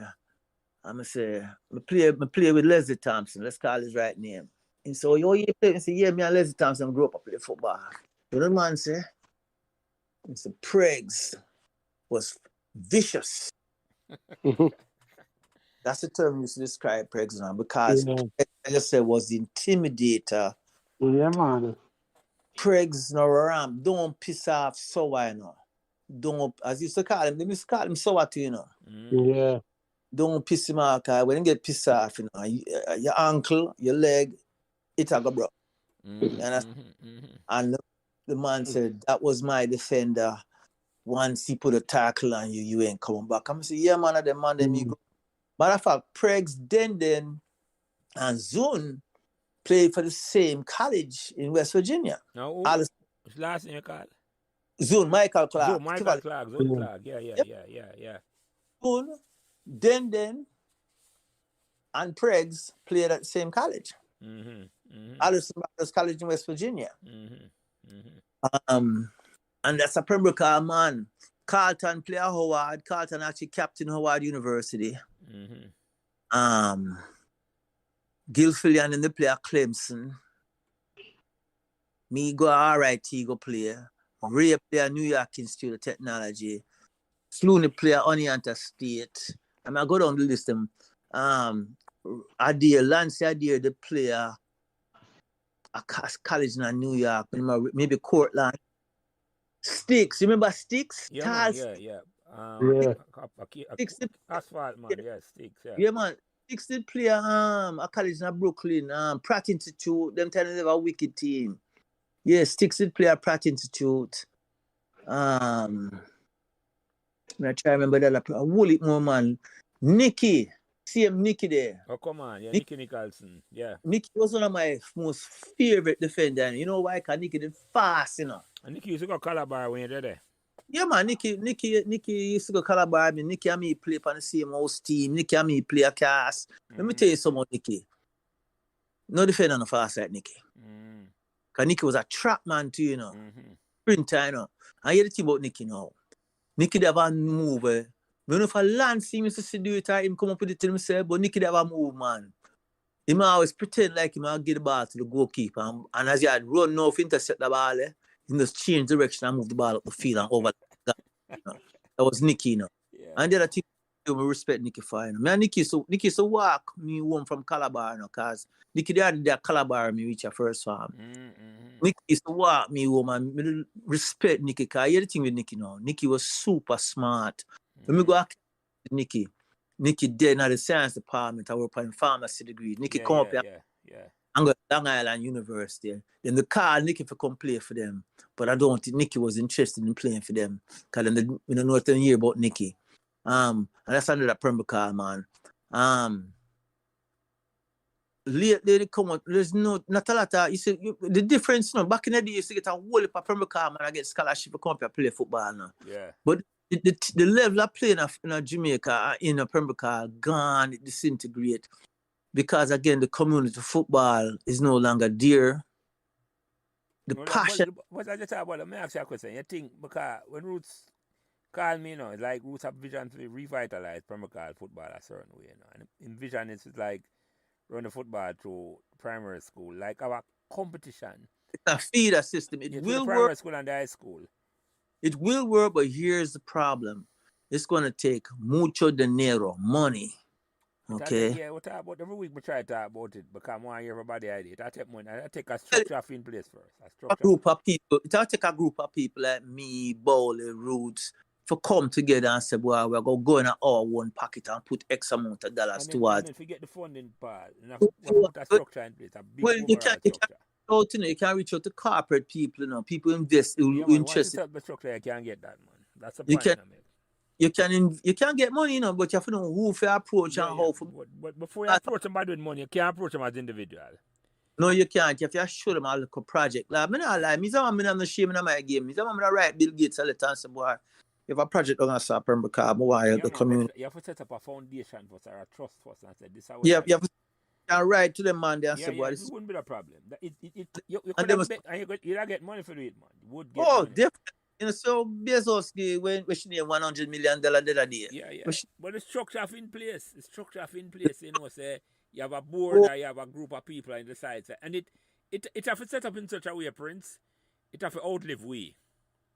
Well, that's the thing. Well, here's the thing. Where Pembroke football is today, and we are Roots would like to move it, it's going to take exactly what you just said. It's going to take structure. Yeah. And it's going to take something called loyalty and integrity. Yeah. Loyalty because whoever started got to stick with it, and integrity because it's for the long haul. Yeah, man, it's bigger than you.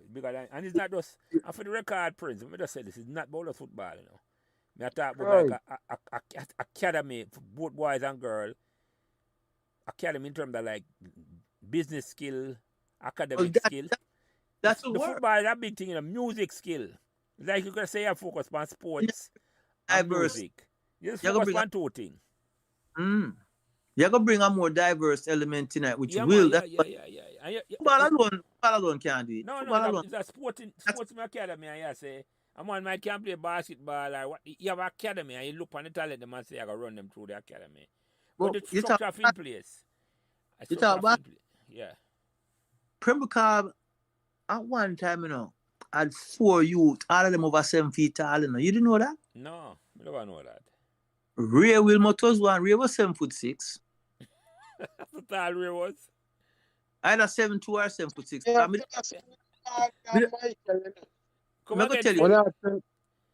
remember when I say my 6'10", me I telling us a real taller than that. Cause real taller than tall Mikey. All right, hold on. I'll give you the fact side. So me there cast I play football at Ray. Dennis Johnson was the coach. I was in Dennis Johnson's office when Dennis Johnson write the scholarship letter recommending Ray Wilmot to New York Tech. You know one of the things that was in that letter? Yeah. He is 7'2". That's a Dennis Johnson. It's one of the questions we should ask when him come on. It's an oversight power part.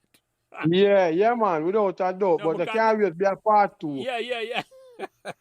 Well, we hear this and we text me and tell me, because we never know so tall Rays. Yeah, man, what's wrong with you, man? What on the Prince? How tall are you, Phil? You are 6'1"? 6'4". Yes, you must be afraid tall to blood clot. Yeah, man, any tall man, any sister them exactly, tall. All of them tall, exactly. So me a short man, but I want to tell you something now. So Ray tall, No, Emperor, no, old timer was 6'2", 6'2", 6'3", old timer. Old timer was 6'2". That's a old time at all. Donovan Favre's a old timer real name, right? Yeah, man, old time at all too. Yeah, But man, I'm more put him at 6 flat. but give you something now. Old timer, they have two brother. One of them used to call him Emperor. Emperor was 7'6". And the next one, they used to call him Lenti. Lenti was 7'6". Remember, I said from a producer with tall man to it. Think about it now. Me know tall Mike has a feel you still run a cane current, yeah. Yeah, man, play. When a man a bowl a bounce at you, better duck. The same tall Mike they are talk about. Yeah, man, used to play cricket. I worked a scholarship for him to go to New York Tech to play basketball. They wanted. Yeah, well, at that, me used to tell him that. Me say, brother, man, you could have eat a food out of basketball, NBA. Oh, big time, man, big I time. used to play it, you know, but he did more of a passion for cricket. Boy, that you the cricket, man. They're good at football team that the foot moves, you know. He never did. Him did too tall for football. Him Well, too tall yeah, I for don't football. think he could have managed himself in a football. He would have tumble over. Him never as Exactly. skillful as Ray. I really love the game. I really play the game long time. But yeah. But them the two man, them the four man out of Pembroke could have easily go NBA just based on them alone. The same Dallas girl I tell you about Judith Dallas. She did tall. She about 6 feet tall, 6'2", 6'3", beautiful girl. They never brother, I'm forget to the brother. The whole of them the academically gifted. All them academically gifted. Let me ask you a question there, Prince, because simply to take you to there for 2.5 hours. Oh, wow. And we just feel like one of the easy to, you know, because Prince was talking. Yeah, well, yeah, man. Because listen, this man have come with a definite passion, Jelly, and it was well embraced by us. Man. But yeah, I man. ask me a question, I just make him talk, you know, Phil. I just remember yeah, man. But that is sure you said that how much it touched him memory back. Yeah, exactly. Because the man said him listen to them and it just quench him heart. It's like he said, Jesus, I missed that time of my life. Well, two last questions I have for you, know, Prince, because I have some other things to go do. Because sometimes I have another podcast, you know. And but 2 questions I'm going to ask you. One of them, the first one I'm going to ask you, right?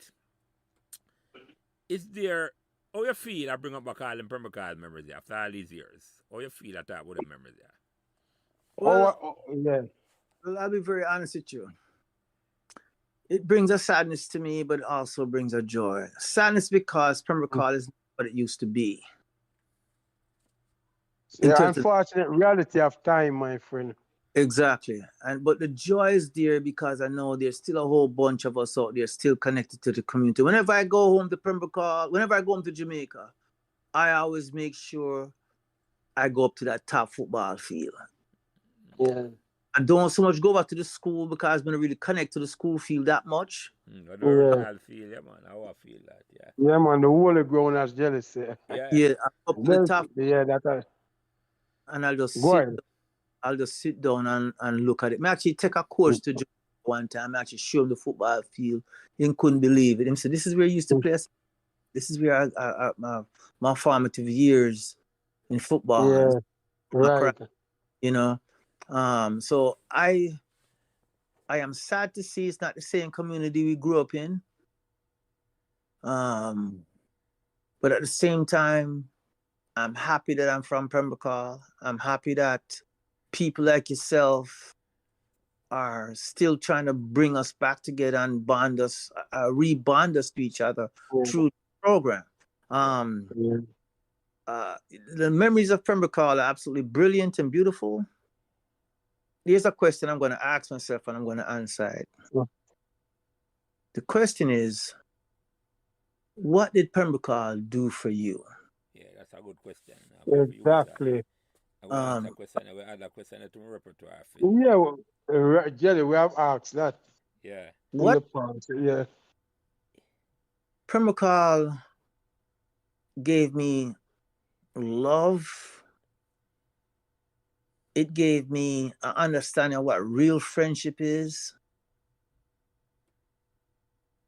It gave me an understanding as to respecting the people who had come before me. A lot of them old timers that I used to look up to growing up in Pembroke, that were a part of my younger years, as look up to them guy there. Yeah, That's what Pembroke gave me. Pembroke gave me an understanding of what love is, what real respect is, and what community is.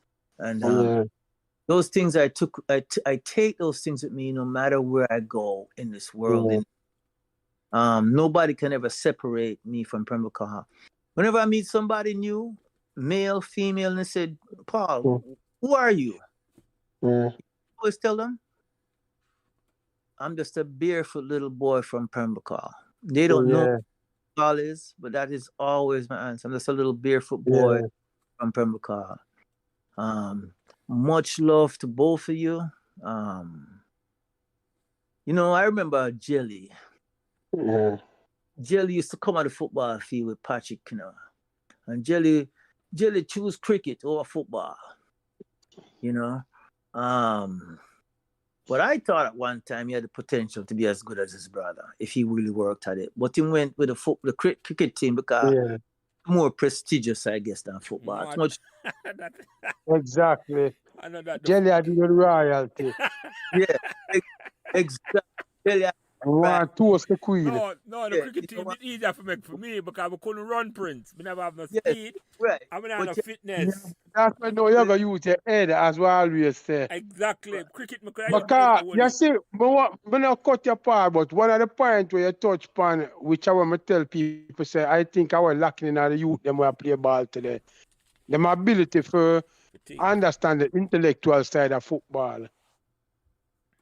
Because that is the only way you can succeed at the highest level. You have to know the intellect of the ball.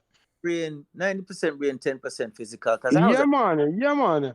I was a thinker. You see, like how you say, you listen to you even when you say you're going to tackle Lenny Hyde. Because you see, when Lenny get old, I see him think Lenny doing it. Him can't move fast like one time, but him know the game, so him can read the game and anticipate all the moves. And that come through understanding the intelligence of the game. The theoretical part. You have to have speed, you have to have strength, but more than those two things, you have to be able to think. Yeah, man. You have to understand the intellectual side of the ball. No. What are you going to ask me? Yeah, 2 questions for me. The second one. The second one really, I just want to know if there's anything we could have asked you, or any story or anything we want to talk about. Yeah. What we never bring up at all. Any questions? Oh, that's a very good question. So, a lot of guys come on your program and they talk about the football, they talk about Pembroke and all that. But nobody ever really talk about the most important thing. The most important thing to me in Pembroke was the bonds that can never be broken from being in that community. Right. I mean, I was just touching on Nikki, who I believe you interviewed. Yeah, man. Yeah. I went to Calabar. Nikki and I play a lot of football in Pembroke. We play football at Cass. We attended Cass. I was in Maryland recently, and I went to go visit Nicky at his business. He's running a pharmacy. Yeah, man, we heard that. Yeah. Right. And if I need any advice, if I need any medical advice, if I need any life advice, Nicky's a person I call. Because I have a lot of love and respect for Nicky. Nicky's the same person that he was 40 years ago, 50 years ago, that he never changed, right? He never make foreign change him. Yeah. Right. He true to himself. Right. I'm going to call our next man name, Carlton Briscoe, as known as Carly. Now, Carly's a very conservative person, very humble. Yeah. He do a lot of talking. Actually, I might even go as far as say Carlton shy. Maybe I might say, but I wouldn't really use that word to describe him. But one thing I can tell you about Carlton, you'll never meet a more honest individual. Carlton, to me, was one of the most hardest working football players I've encountered in my life. And he got Riley's older brother. Right? I tested that, but yeah. And A lot of people know this about Carlton, but he's academically sound. He's genius, but he's academic. When he actually graduated from Howard. And I ran into his old coach years back, and his coach still talk about him when he was at Howard. You know, and refer to him as, that's my captain. That's the word he used to describe Carlton to me. That's my captain. With that, gentlemen, unless you have further questions. Just any closing remarks. If you have any closing remarks. Closing remark will be, God is in control of all of us, and we must never forget where we come from. When I mean, a lot of people come to this place them called foreign America, lose them way, caught up in this system, this American capitalism. See there? And they forget where they really come from. What matters, what truly matters in life. Shout out to Peter Nicholson, aka Chinky. That was his nickname. I never knew what I wanted. I wanted news. So thanks for the education. Yeah, he started secondary, then went to stats. A lot of people know that. I'm going secondary. From secondary, I'm not past stats. I know that. Yeah, they used to call him Chinky from Pembroke Secondary. Never know that. A wicked left footer that man. Oh man, he was skillful to jelly, very nimble. Cultured left footer. He was very nimble. Yeah. There's another person I want to give a shout out to. His name has been mentioned a couple of times. Lady Scientist. Yeah. You talk with full of nothing but love for his fellow human being. That's somebody I want to raise up. That's a nickname, Prince. Yeah, I don't remember his last name. I used to remember one time. Which one used to live? Carwin, I know. Carwin ends again. Okay. Yeah, so you remember if Briscoe live? You go on the corner, I know. Lady Scientist about 2 hours from Carwin, I know. Okay. They used to call him Scientist. Don't ask me why. That's so like behind the paid wall, I feel. There's so many different ways that can go in. We're not going to sort of Yeah, man. Exactly. But it was just one of them guys in a purple card, boy, where... Yeah, man. So, Phil, any closing remark before we close this out?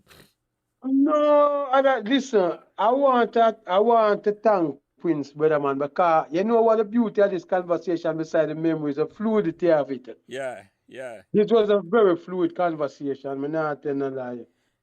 I've always... And for that, but this just, I don't know, that one is well eyed. Yeah, man. All right. That one is flow. So, Prince, PHALL, Harvey, as I say, my brother, a long time I know him from Pembroke. Yeah, man. Of course, Philip, and as we always say, we'll leave them program here. God bless Pembroke, but leave them program here all the while. On the ball, in the words of the great Bobby Fire. In the words of the great Bobby Fire. On the ball, Pembroke. Who don't know them words, eh? Yeah. Never live a Pembroke when we did it. So. Right. All right, guys. Good day, okay? Yeah, man. Thank you, Prince. Yeah, man. Thank you, Give cool, thanks. And have a blessed one. Yeah, man. And God bless all that we Cole and Pembroke. Yeah, man. All right. Jelly. Yeah, man. Cool. We talk, Phil. Yeah, man. Thanks for listening to Pembroke Memories podcast. And remember to give us all the support you can on whatever social media platform you are listening. A special thanks to my production manager, Kyle Prince, who takes care of everything involved in getting the podcast out every week. And without him, I would not be able to do what I love doing every week, having memorable conversation about Pembroke. Thanks.